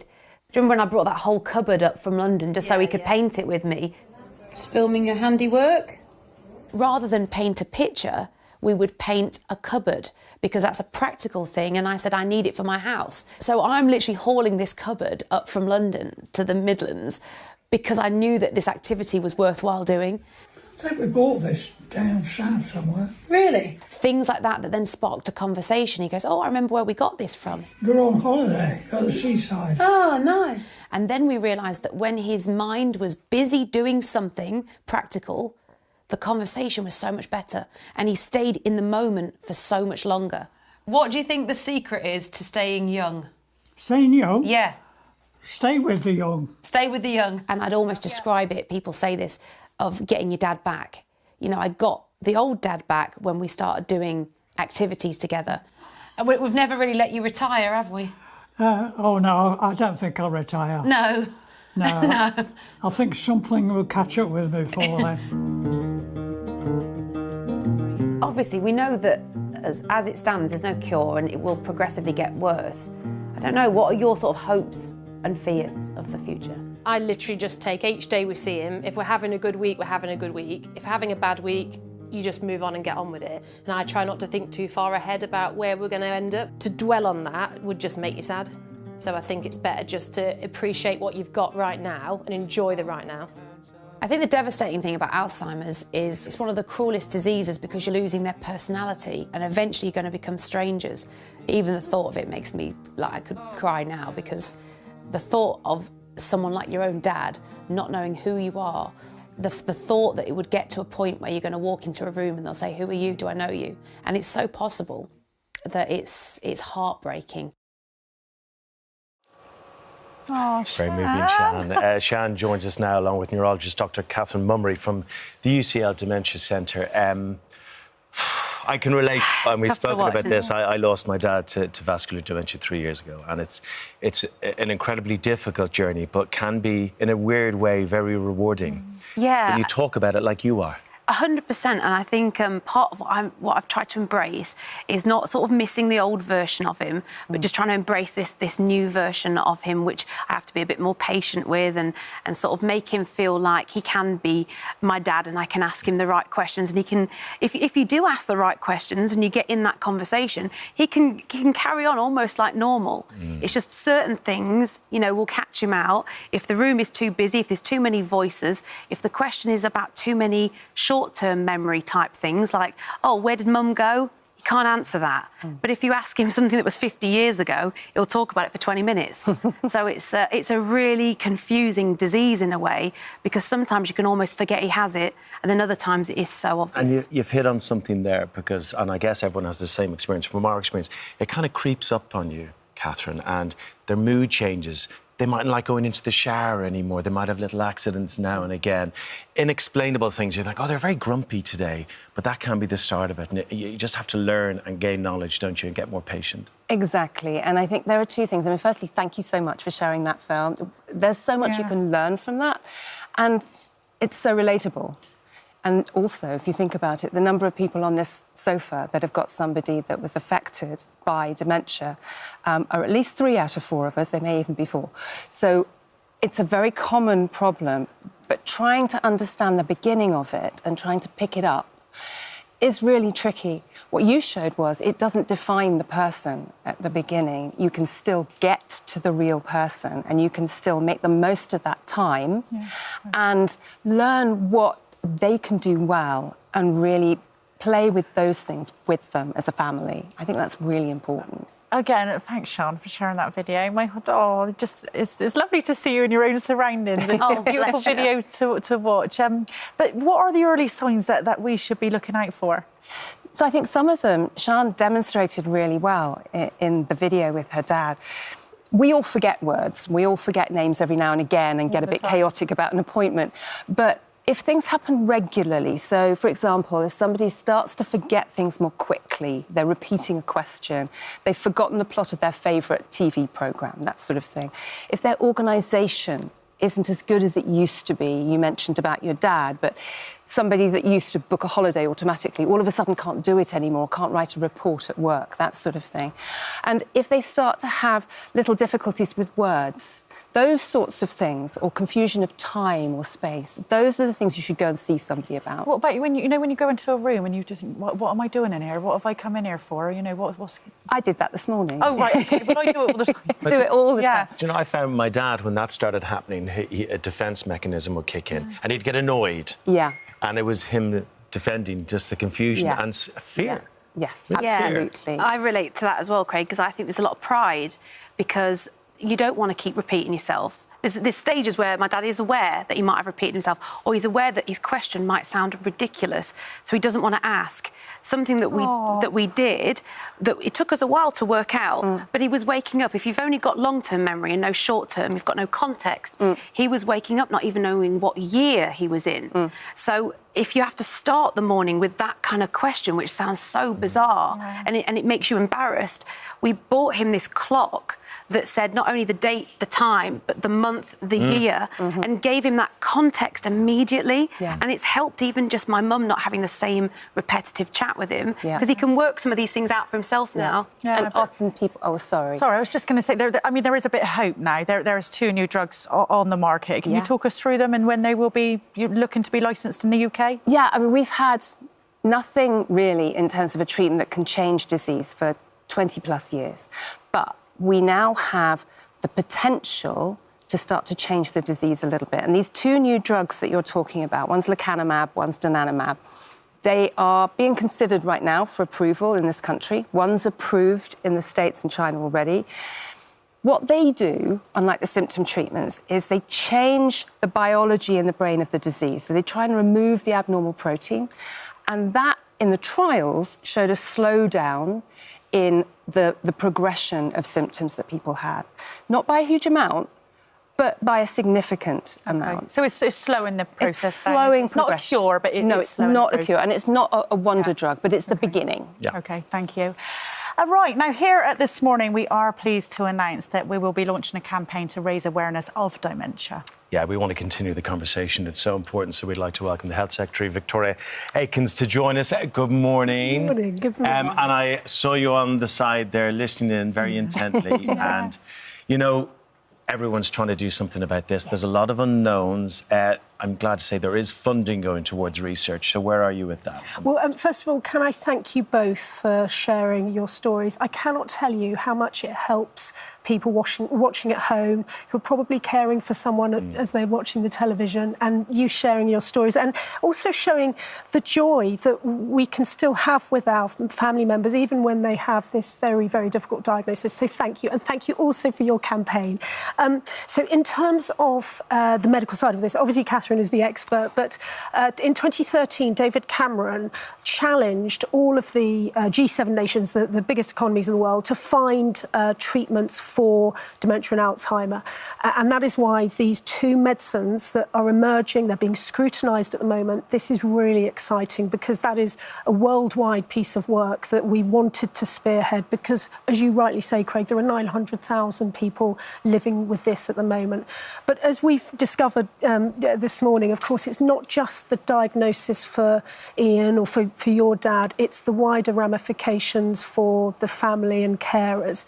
And I have an amazing constituent lady called Chris, whose husband Bob very sadly was diagnosed with early onset dementia and has passed away. But Chris has created a one-stop shop called Bob's Brainwaves, which is aimed to help people, families in the aftermath of that diagnosis, trying to find the official information they need on with the DVLA, with benefits, with carers respite and so on. And it's a really successful little programme in my constituency in Lincolnshire. I want, as Health Secretary, to roll that out because I want to help support families and carers in those very difficult days and weeks after a diagnosis where it can all seem very daunting. On a very practical level, and it's brilliant there's money going towards research, but Shan's father living with it, and things change all the time. The baseline changes. I know my father, we had to get care in, we had to get him in somewhere, and it's hugely expensive. The Irish government have a system called Fair Deal. It looks at the house your parents own, takes a small percentage of that, but it pays a huge chunk. About 90% of home care or nursing care needs, and that allows you to make really good choices for the person in your life and put them somewhere really nice. Does that exist here, and should it exist here? So we have a system of support, and we're very, very conscious of the enormously important role that unpaid we're talking carers. about thousands of pounds a month. We are, and so we announced a little while ago reforms that we're looking at introducing October 2025. We're having to work out how we roll that out because this is a huge issue for so many people. We're very conscious of that. But as I say, first of all, we want to help with the treatments, but I also want to try and help it with those practical measures in the very first weeks, because you, as a family, have so much on your plate that if we can get this information to you in a one-stop shop, then I really do think that will help a lot of people. And the years of care. Absolutely. Years of care. And this is, you've both explained so well how symptoms change, how people's reactions change. And actually, there was an announcement we made this week, which I hope people will find helpful. We talked about, I don't know if you've heard about Martha's Rule. Yeah. We announced it yesterday. It's a really important initiative, and it came about because of the very tragic case of Martha Mills, a 13-year-old beloved daughter of Merope and Paul, who passed away with sepsis. And both Merope and Paul felt that their voices weren't heard in the hospital when they were explaining the symptoms were changing. And so we're introducing this rule that will require or enable parents and families to get a second set of eyes on their loved one if they think their conditions are deteriorating. And that's really important actually for elderly patients, because families will know if the levels of confusion, you will know the if you like, what their normal is. Yeah. And you will be able to say to the clinicians, look, this is not Dad, you know, he's deteriorating in a way that a clinician may not. So Martha's Rule, we tend to look at it from a child's perspective, but I also think, I hope it will really help our older relatives and citizens as well. And that is being rolled out over 100 hospitals. Yeah. Now, we've already got a stretched NHS. Yeah. Do you think you can do that? A second opinion? I'm determined to do this. So we would, because it's such a big step forward for patient safety, we have to, you know, we can't click our fingers and it happens overnight. So we're rolling out the first tranche of 100 hospitals across England. I'm only responsible for healthcare in England, but and then it will go to every acute hospital. I'm determined to do this. Dr. Mummery, you're on the front line. Do you need more funding? We always need more funding. For Martha's Rule, I think is an absolutely fantastic idea. I agree that the vulnerable, whether they're children or whether they are people that can't actually defend themselves from the point of view of their memory and their function, so important.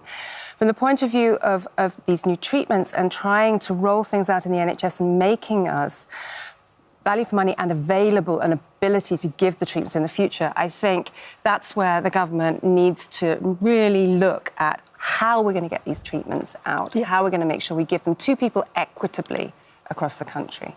I completely agree. I'm delighted that Catherine is leading our research programme on this. So we announced a little while ago £50 million more of funding into research, because we all understand we want to stop it, and if we can't do that, we want to, in the meantime, try and slow it down. It's really exciting that you're leading this. But I mean, the UK is in a unique, genuinely, we are in a unique position across the world because of our NHS, because of the data that we have, the systems that we have in place, all of the life sciences, or if you like, the pharmaceutical companies, they see us as an amazing place to do their research and to work with us safely to make sure it gets to patients. Keep having the conversations is what we have to do. And can I just say to Sian, your family are doing all the right things. Have the big conversations now, have the difficult conversations now, and enjoy him. Yes. You're still your dad. 100%. Play to his Love strengths. for you both to come back and do a phone-in with us if you could. That'd be great. Absolutely love to. Thank you. Thank you so much for coming. Thank you, Victoria. Thank you.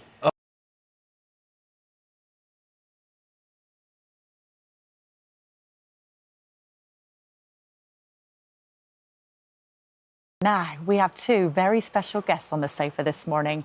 9-year-old Maya and her mum, Lauren, have had their lives completely transformed thanks to some amazing eye technology. Yeah, they travelled to the US to receive treatment from a specialist in the field who has not only given Maya a very, very cool prosthetic eye, which you're going to see in just a minute, but also changed her life completely. And you're just absolutely buzzing to be in here today. We're delighted to have you both in. Thank you so much. We've had good fun this morning, haven't we? Yeah. Oh, yeah. And you noticed some of the crew dance in the ad breaks. Weirdos, right? Yeah, I know, a little bit weird. Thanks so much for coming thank you for the invite. It's fantastic it's great to be here.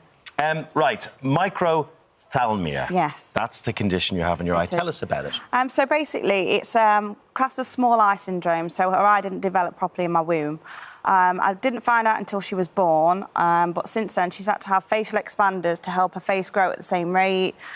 We've had 24 surgeries. 24 surgeries? Skin grafts, fat grafts, granulomas. We've had infections. We've had failed appointments. Yeah, there's been quite a lot.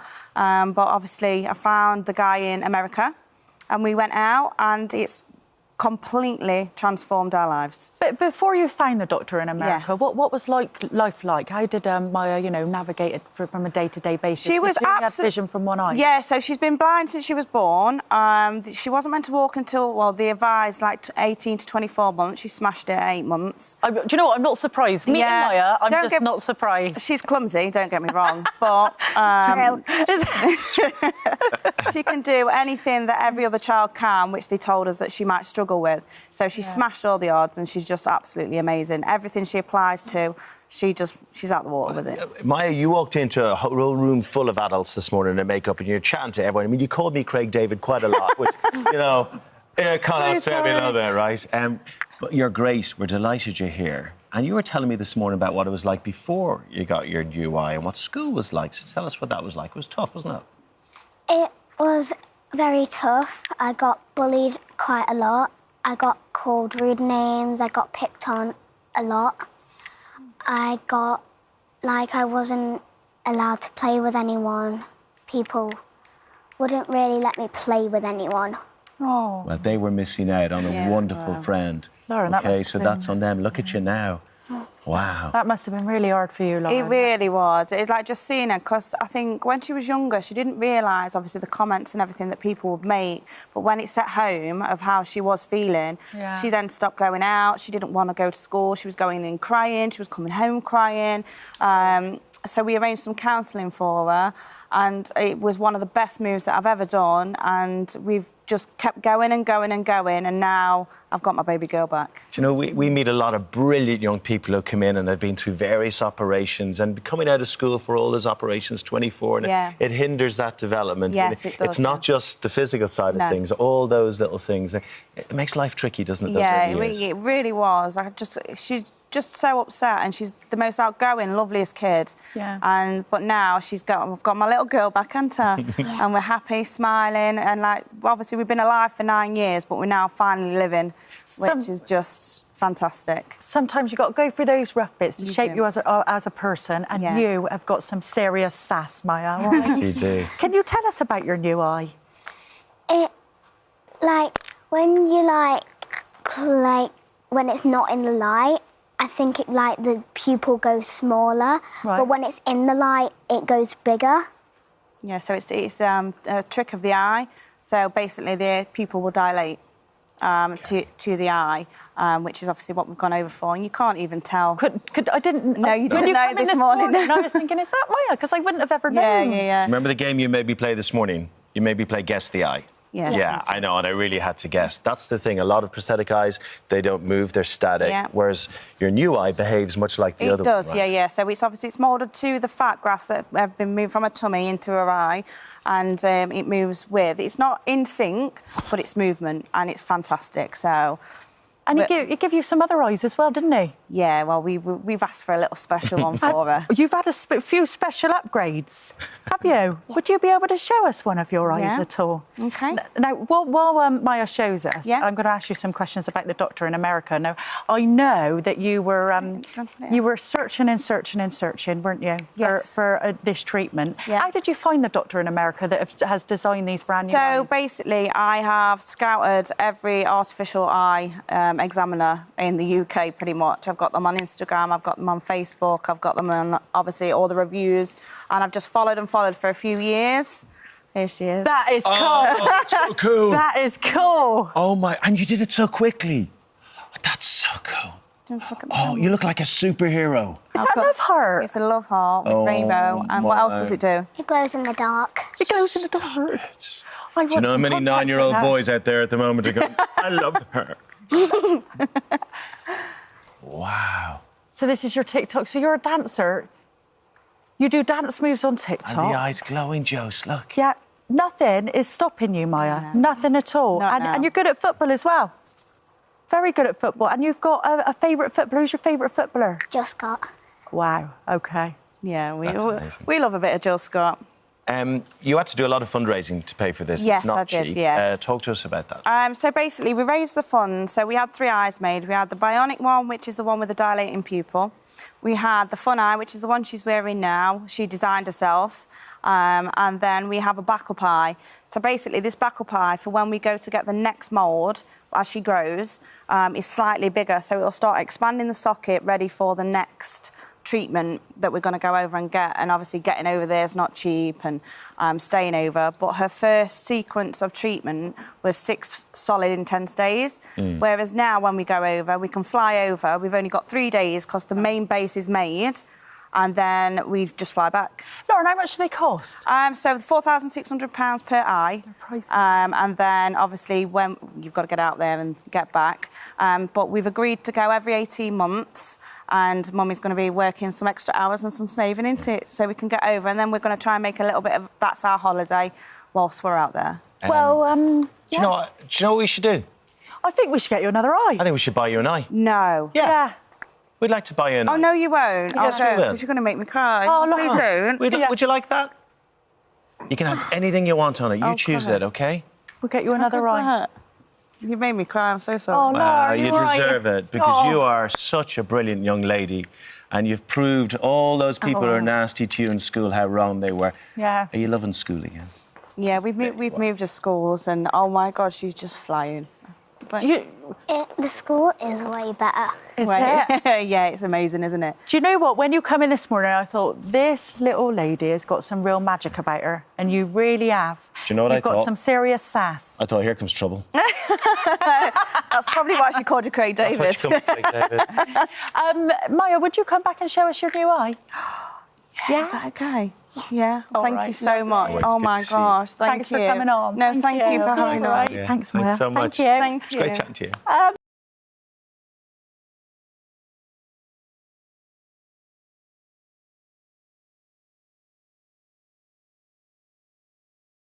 Two of the women who feature in the documentary, Leah Hamley and Abby Furness, join us now. Thank you so much. Hi. Good morning. Thanks for coming on. I actually watched the first episode last night and my jaw was on the floor. I can't believe what you guys have been through. And you're not the only ones, where are you? There were quite a lot of victims here. It's actually crazy to think how many victims that there was from this. From one man, that he can create so much trouble for so many people. Abby, what makes a cyber stalker? Because we all know what a stalker is, but what makes a cyber stalker? So a cyber stalker is basically someone that is a stalker, but all online. So Matthew Hardy, who was the stalker, he cyber stalked us through social media, creating fake accounts, constantly harassing us, watching every single move we do. There was never a moment where I felt at peace or alone. He was constantly watching. So, oh, sorry, sorry. I'm like that. So you don't know this guy, and he doesn't. So how did he find you guys in the first place? We don't know. He's a complete stranger. He just kind of found us on social media. And yeah, we was one of his unlucky victims. We still don't know why. That it was never explained why there was a reason for it. So how did it manifest itself to start with? When did you thought? When did you start like thinking? What's happening here? Because you're masquerading as other people, or what was going on?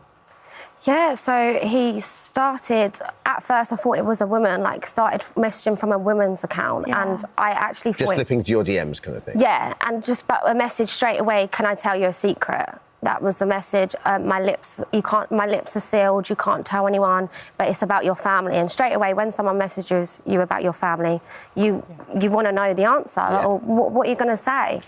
Why do you think you two were targets? Do you share a lot on social media? I mean, I love social media. I share all the time. But do you think that you were targets because you're big sharers? Or? Yeah, I think both of us, we didn't know each other until this has all happened. But we're both very happy, free, family orientated, want to be with our friends all the time, and social. Yeah, social people. We post it. And like to have a good time, enjoy being around each other's company with our family and friends. And I think that was the sole target for Matthew, to destroy that. But none of this is obviously your fault. But I guess my question is, if you ignore it, does it go away? No, no, it just got worse. Right. So how did that happen? So, because presumably if someone slides into your DMs and you just ignore them, Then... Yeah, they do normally go away. So I actually spoke to my mum about this and I said, what should I do? I've got this really weird message, but it was late at night, like 11:30, I think it was. And she said, oh, just ignore it and block the account. But then I woke up in the morning, I had 63 accounts. Oh, wow. And he was pretending to be you. I had 63 fake accounts add me, all from him, and then him pretending to be me, and that's just within 24 hours. So he totally takes over your life, doesn't he? And it's the not knowing. You don't know if there's a gang, you don't know if there's a man, you don't know if there's a woman, you don't know, you're out, you're looking behind your shoulder all the time. And your mum has been fantastic through all of this, hasn't she? Yeah, she's my rock. I mean, there were times when she had to escort you even to go out on a night time, weren't there? Yeah, they actually come out, my mum and dad together, because they actually said, don't let this person win, like, this is what they want. They want you to stay at home and be sad, like... And at the time, I thought it was a girl in my town. I didn't know that he's a million miles away, sitting behind his computer screen. In your head, are you thinking this is someone I know? Who's like, being petty 100%. and jealous or whatever? Yeah, we accused our friends, our families, our work colleagues. Like, it just ruined relationships with everyone because we couldn't trust anyone and we didn't expect the stalker to be miles away. Sure. We thought it was someone very close to us because they seemed to know very little details. They knew, like, who I went to school with when I was 13. Yeah. And didn't your friend get married? Somebody's friend got married and then he actually messaged the bride to say that you were having a relationship with the groom. Yeah, but that was when he was on bail, so that... He did that on bail? Yeah, that was right at the end. Did your friend believe you? Did she believe your story? Or? Yeah, but obviously it's embarrassing. Yeah. Like, even now it's still embarrassing because you still have to live with them things that he's been saying and the inappropriate things that he's been saying to people. He really got off on causing drama, didn't he? He really got off on having the power of causing drama. I mean, Abby, what sort of dramas did he cause for you in your life? It was absolute chaos. Like, my whole life got completely turned upside down. He ruined my relationship with my boyfriend and completely severed my relationship with my boss. How did he do those things? So, he ended up kind of ruining my relationship with my boyfriend because he planted a seed in my boyfriend's head saying that I cheated on him. Right. He created fake accounts to message my boyfriend, even including little details like, oh, she was in the nightclub, she was wearing this. Yeah, he knew everything. Like, he would even know what colour was on my nails when I was going out. Yeah. All through social media and Instagram. With my boss, he completely trashed my relationship with him. I loved my job. I loved working as an entertainer, singer, dancer. And Matthew pretended to be me and started sending my boss explicit pictures of me. Oh, my God. Flirting, creating this sexual relationship between us. Yeah, it was. And there was really nothing. It was always that seed of doubt that he just wanted to plant. Like, he even hacked my emails as well, so he knew when I was going to be at a place and would message people that he also would know that would be at that place and tell them things that I would be there and basically flirt with them, but pretending to be me.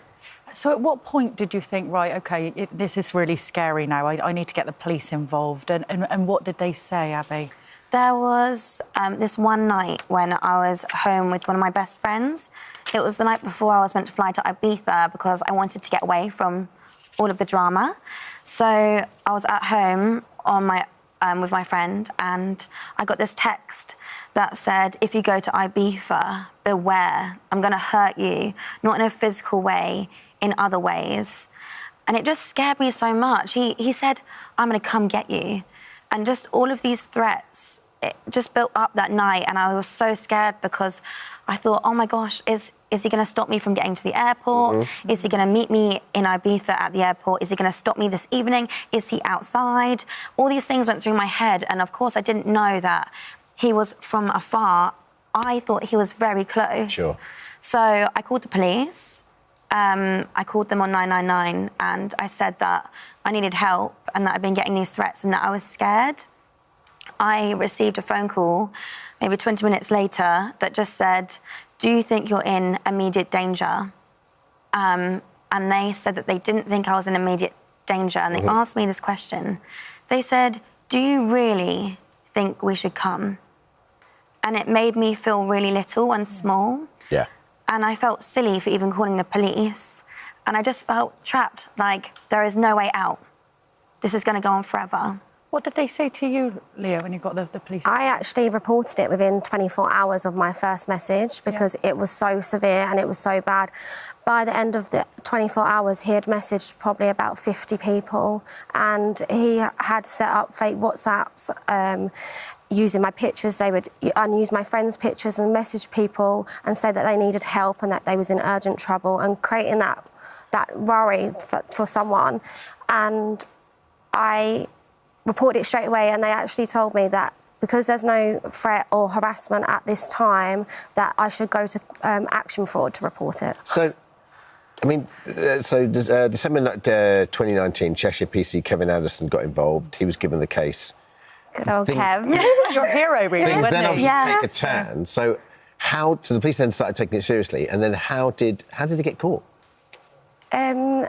I sent Kev that. I said, I've got a few pages of evidence if you want them. Few? And I sent him this file. It was like 700 pages. Yeah. And you documented absolutely everything. Absolutely everything. And you've got a legal background, yeah? Yeah, so, I'd done it I would as like a court bundle, and I literally done it from an index to, and everything had a page number. But it was that thing, like when I went to the police station actually, and I went in there with that file with my mum, crying my eyes out and saying, please, can you help me? I don't know what to do. I'm so scared. And they said, you need to go home and report it again online. Well done you, well done you. Well, he has been caught and he's been sentenced to 9 years in prison. Now, you never knew who this man was, OK? What was it like when you finally found out that was the guy that was ruining your life? I couldn't believe it. I went to court for the day of sentencing to read out my victim impact statement. I couldn't, he couldn't even look up at me. You've done this.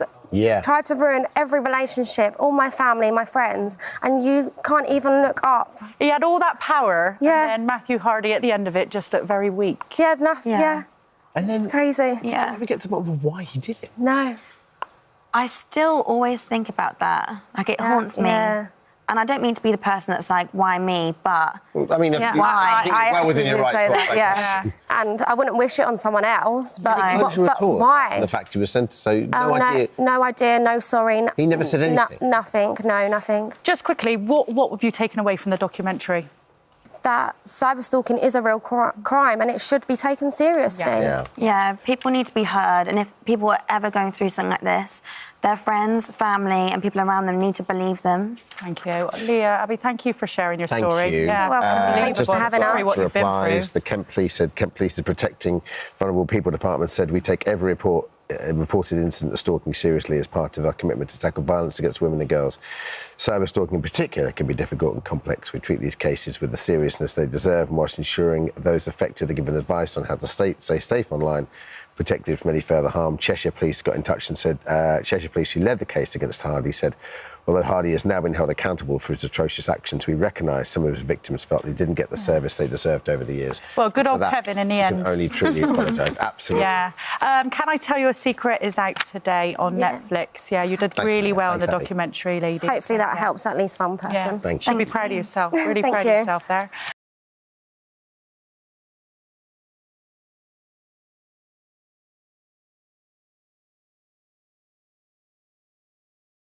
Yeah, very moving watch, and you can see it tonight again at 9 p.m. on ITV and ITVX. Now, two people who know firsthand the impact of what we saw last night are Doctors Tom Petty and Dr. Andrew Cinnamond. Welcome to the sofa. Great to have you in. Wow, to relive, I'm sure for you, those traumatic days, hours, months, weeks was really horrific at times. Just tell people at home who watched last night, how real was that? Well, I think what we strived to do with the programme was to try and make it as authentic as possible. And Rachel Clark, who wrote the book Breathtaking and then was a co-writer on the script, her sort of overarching rule was to make everything as representative of that early pandemic, so that we were reflecting people's experiences both in the NHS and at home as accurately as possible to do it justice, really. OK, Andrew, Tom, can you just give us a little bit about your backgrounds and why that you were asked to be involved in this? Yeah, so I sort of went to Sheffield Medical School for 6 years, and then I worked... Interestingly, I was one of the class of the COVID pandemic in 2020, so I was sort of finishing up medical school, and then things started to happen. You know, the press conferences started, and I was like, not sure what's going to happen. It's scary enough to be a doctor, never mind seeing a pandemic unfolding and thinking, oh my goodness, this is going to be me. Right at the beginning of your career? Right at the beginning of my career, and it was scary enough, as I say, becoming a doctor, never mind with all this. So we were sort of sent home at finishing medical school early and was told we might be brought back in to help in whatever we could. So I started then in sort of April time 2020 working on the COVID wards over in Sheffield and in Doncaster Hospital. In terms of getting involved in the show, I currently work at the Ulster Hospital in Belfast. I have a lot of my colleagues who are currently watching, so hello to them, Ward 3E at the Ulster. So I had a friend of mine, a colleague of mine who knew Dr. Rachel Clark and worked with her in London, and had said there was going to be a new drama filmed over in Belfast in Jordanstown, and asked if I could get involved, and I couldn't wait to jump at the opportunity. So it kind of just fell on my plate a little bit, but it's been great. What was most striking about last night was the pure chaos of it all. Nobody really knew what to do. There was direction coming from on high from the government. It didn't seem to fit in what was actually happening at the coalface as such, Tom. But nobody knew. It was really scary for you all. Can you describe those days? Yeah, well, there were a lot of uncertainties in the beginning, and it escalated quite quickly. So I think what we've perhaps forgotten is how over a period of days and weeks, it really ramped up, and suddenly the number of hospital admissions were huge. And I think we see that on the timeline that's very faithfully and accurately laid out in the programme. On the ground, we were kind of busy. Yeah. You know, we had a lot to contend with. And so I think at the time, there was a bit of a disconnect with what was maybe happening higher up and the advice that was coming through. We were, you know, most of us in the NHS were getting on with it, and it's only really with hindsight that we've seen there are maybe questions to ask about certain elements of the way things were handled. The really scary area of the hospital depicted last night was the cold area, where patients are coming in, bit of a cough, not quite sure if they have it or not because testing was taking so long. That was the area you were in. At least in the hot area, you were dealing with the situation, but in that area, there were so many unknowns. Yeah, it was managing the uncertainty that was difficult. You just didn't know who had COVID, who didn't. Originally, we thought they were just, you know, people who had the travel history, and then we were worried, actually, is this spreading throughout the community now? And it was a scary time for everyone because we just didn't know. And as I say, with hindsight, you can look back and be like, well, it was obvious. But for us, we just had to get on with it and do the best we can under the circumstances that we had.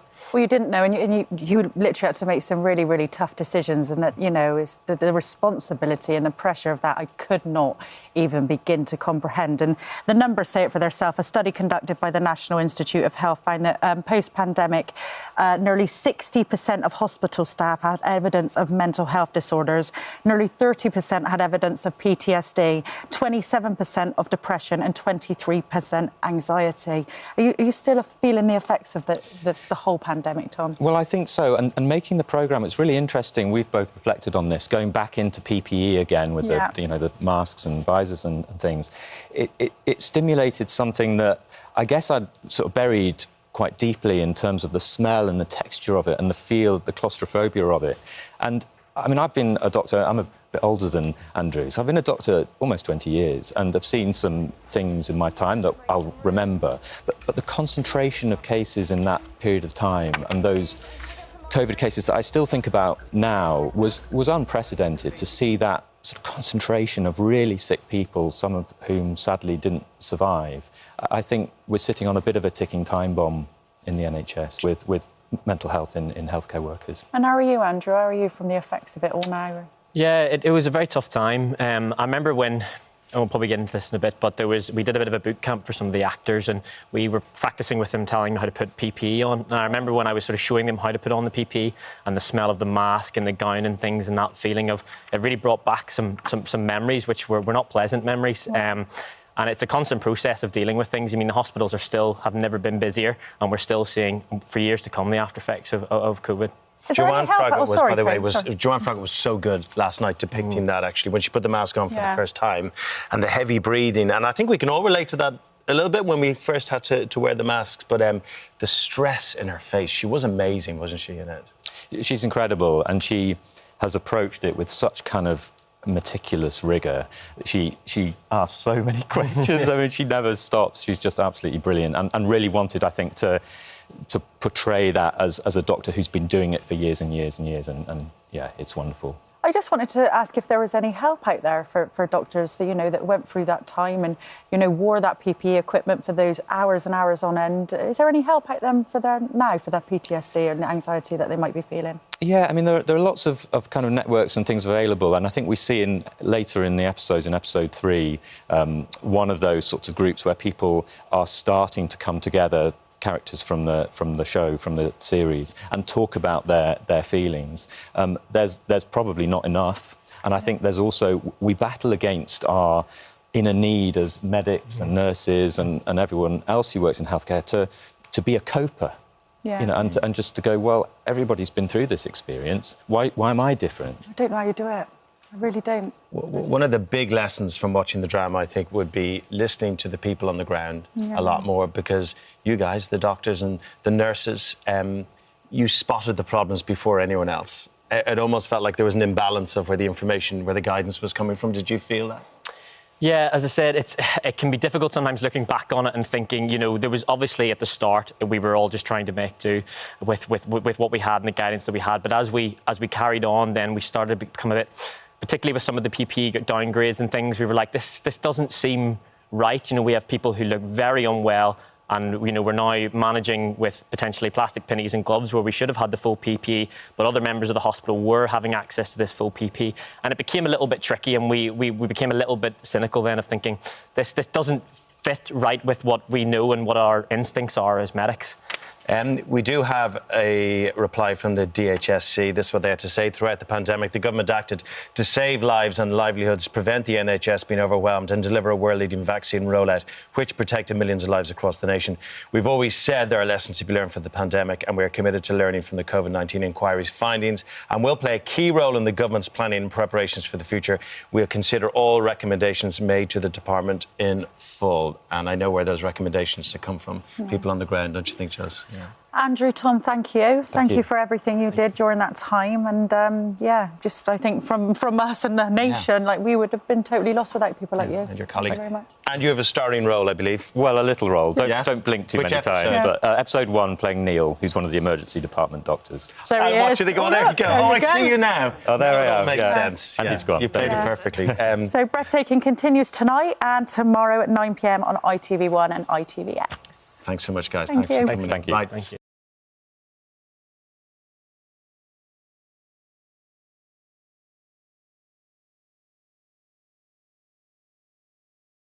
A shocking story for you now. Imagine finding out that your partner was lying to you and it turned out they were an undercover police officer sent to spy on your life. Yeah, shocking really, but that's exactly what happened to our next guest, Eleanor Fairbreda. She discovered her lover and close friend of 7 years was posing as a committed environmental activist, but was actually a member of the police force sent to infiltrate her friendship group. Worse still, he was a married police officer. He had 2 children.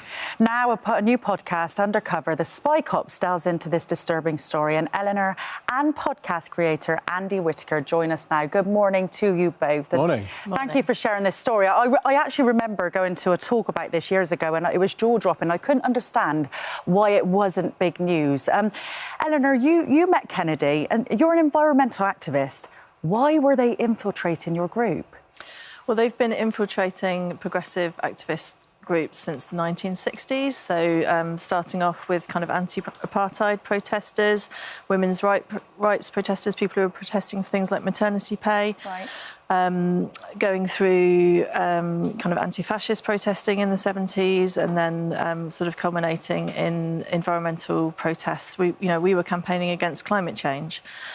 So you're right, it doesn't make any sense. Like, why were they infiltrating our group? But our government has basically been sending in police spies and infiltrating activists' lives like this since the 70s. People who are politically active and who are challenging the status quo are basically being infiltrated. They're having files kept on them. The files are kept by Special Branch, and then they're also being kept by MI5. So can we just go back to the beginning? How did Mark Kennedy, who was the undercover police officer that was spying on your environmental activist group, how did he get in there in the first place? How did he infiltrate your life? I mean, you saw pictures of him there. He doesn't look like an undercover police officer at all. I would think he was an activist, wouldn't you? They're trained to do it, I guess. They're good at their jobs, right? Yeah, I mean, they nicknamed themselves the Hairies. They grew their hair. He had tattoos all over him, piercings, and yeah, I mean, he walked into the Sumac Centre, which was a kind of environmental, an activist and community centre in Nottingham, which I was involved in. And just looked like an ordinary person who was interested in trying to make the world a better place, and said, I want to be involved. And being a kind of open community who were trying to get more people involved and do more campaigning, you know, we welcomed him in. So I'd imagine he went into your group fully loaded with information. He's a professional, he knew what he was doing. How did he work you all over? How did he get in so deep? He came in and they use a technique called mirroring of basically, you know, saying what you want to hear and saying, I'm into the same things as you are, and particularly around women, they did that. And yeah, he was just keen, he wanted to be involved. He said he'd just moved from London and didn't really have any other friends.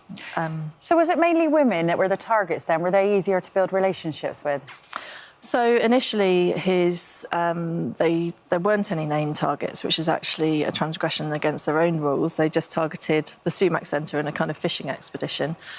But yeah, I mean, there was a mixture of when people were named as targets. There were a mixture. But initially, one of the people it's very obvious that Kennedy was targeting was Kate, who became his girlfriend within a few months, and he told her things like, you know, that he lived in the neighbourhood next to her in London, that he supported the same football team as her family supports, that he was really into country and western music, and loved the trailer trash lifestyle because she was living in a caravan on our friend's drive at the time. So, he was telling her what she wanted to hear. Exactly, and she kind of felt, oh, I've met someone who's really special, and he did that all the way through with other women as well. Andy, how often does this happen?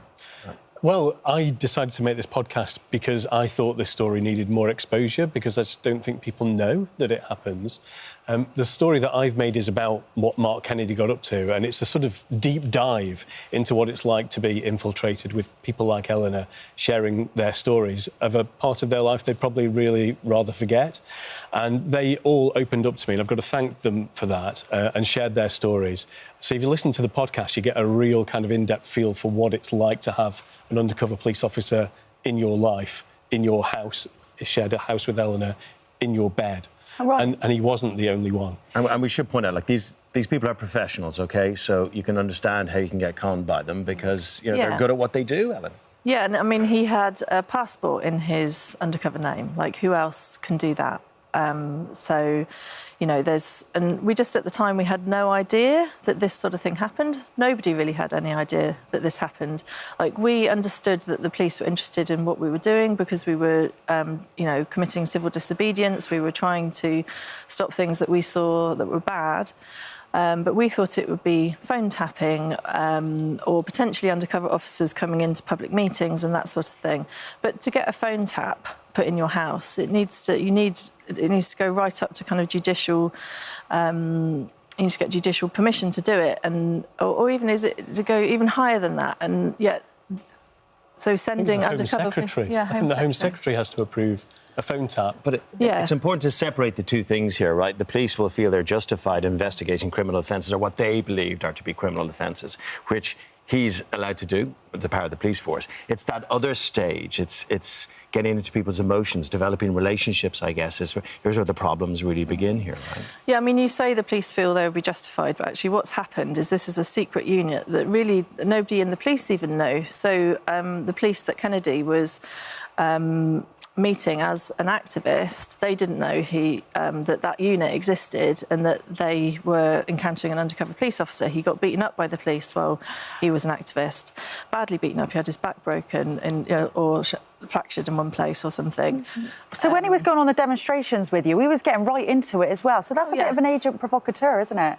Yeah, I mean, there's certainly arguments around the fact that he's, evidence of being an agent provocateur.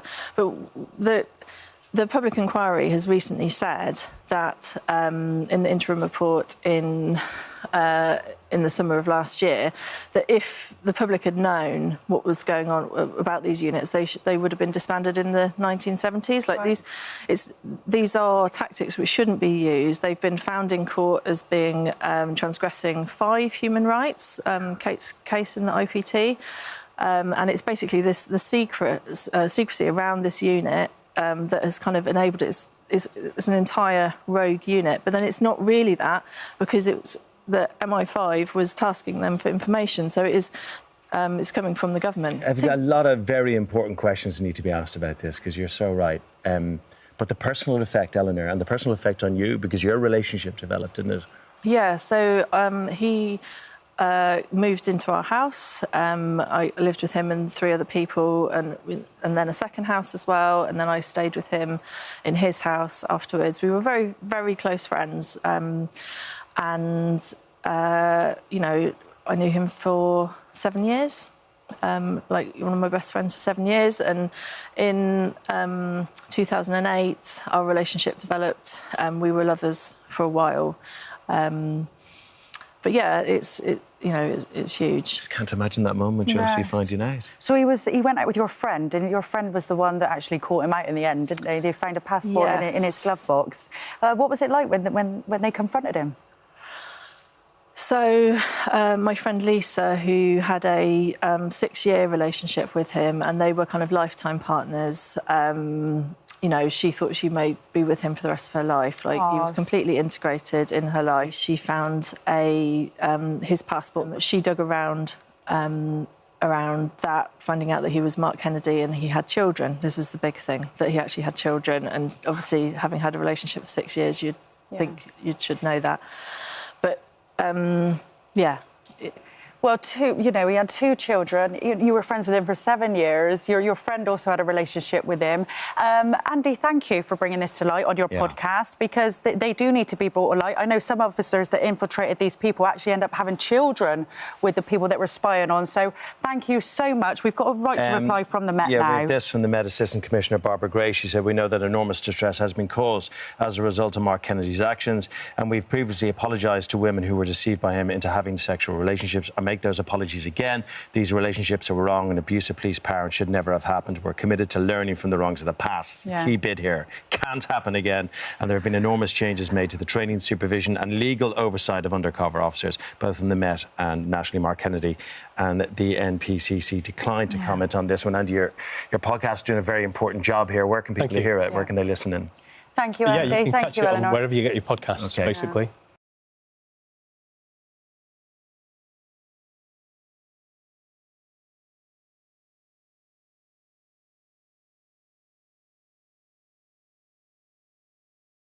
We all like to look our best, don't we, when we post Well, I've got to give up on that. We try our best. But have you ever thought about, if you pose alongside someone who you consider to be better looking than you or more beautiful... Must be tough for you. Exactly. It makes me feel quite self-conscious sometimes. Aiming next to you. Now, let's have a look at these 2 beautiful girls. They're best mates. They're Kate Walsley and they're Georgia Gibbs.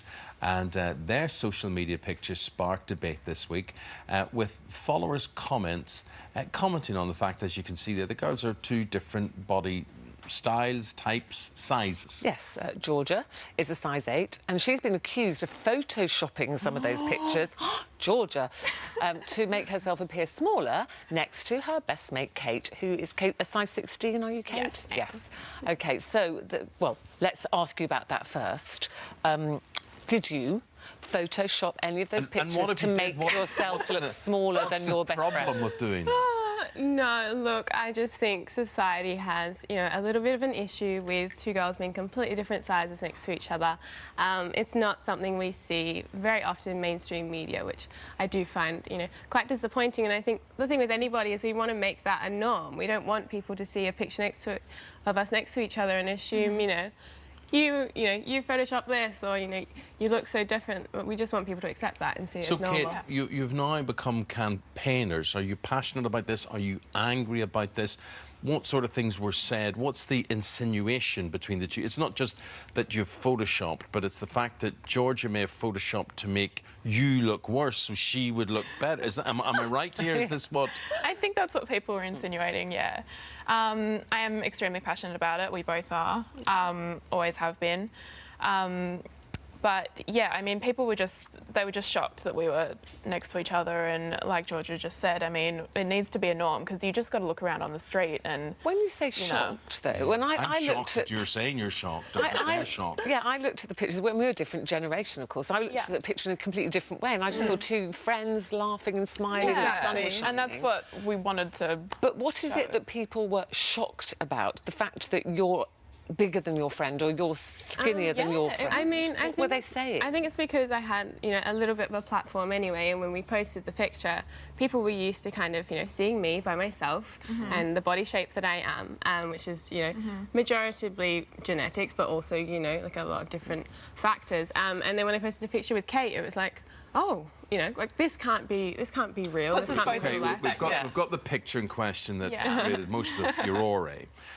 And Georgie, what is the actual accusation there? You've a very slim waist, but we know today, looking at you, being with you, that is your waist. That is I mean, we don't actually know what the accusation was. I think it was actually, people were just saying, basically, how is it possible to have women of such different shapes and sizes to be best friends? We've never looked at ourselves as different, so why does anyone else? I think as well, Kate, the insinuation is like, gosh, you must feel really awful standing next to your really, really slim best friend. Why should I?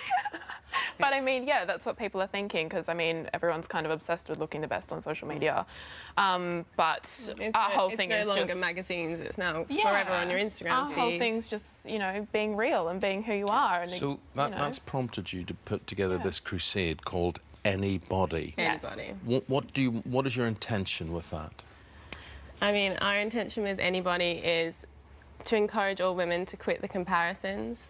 I've got two sisters who are both completely different to me. I've grown up with, all different shapes and sizes, and we want women, to not look at me and go, oh, I should be that body shape, and not to look at Kate and go, I should look like that, to just kind of accept themselves and realise individuality is something to be celebrated. Exactly. And I think we're also hard on ourselves. Yeah, of course. And that, healthy bodies come in all different shapes and sizes. It's not just one size fits all for And so health, do the comments on social media. I mean, as we sit here today, there are people who are waking up who want to be offended. They want to be annoyed about something in particular. What was it that really, stuck a pin in you guys and thought, really? Have you got nothing else better to worry about than this? The comparison. Like we were saying, if it was you by yourself, it would be fine. Yeah, if it was me by myself, it would be fine. If you put the two together, society just goes, this isn't real life. I've, posed by myself a million times on Instagram, and I've never had a negative comment. And as soon as you see the two different bodies next to each other, everyone's like, whoa, hang on, there's different sizes. This is sizes. why I say I will never be in the same picture with Ruth. I'm changing things from now on. I mean, I don't It's not blame fair on her.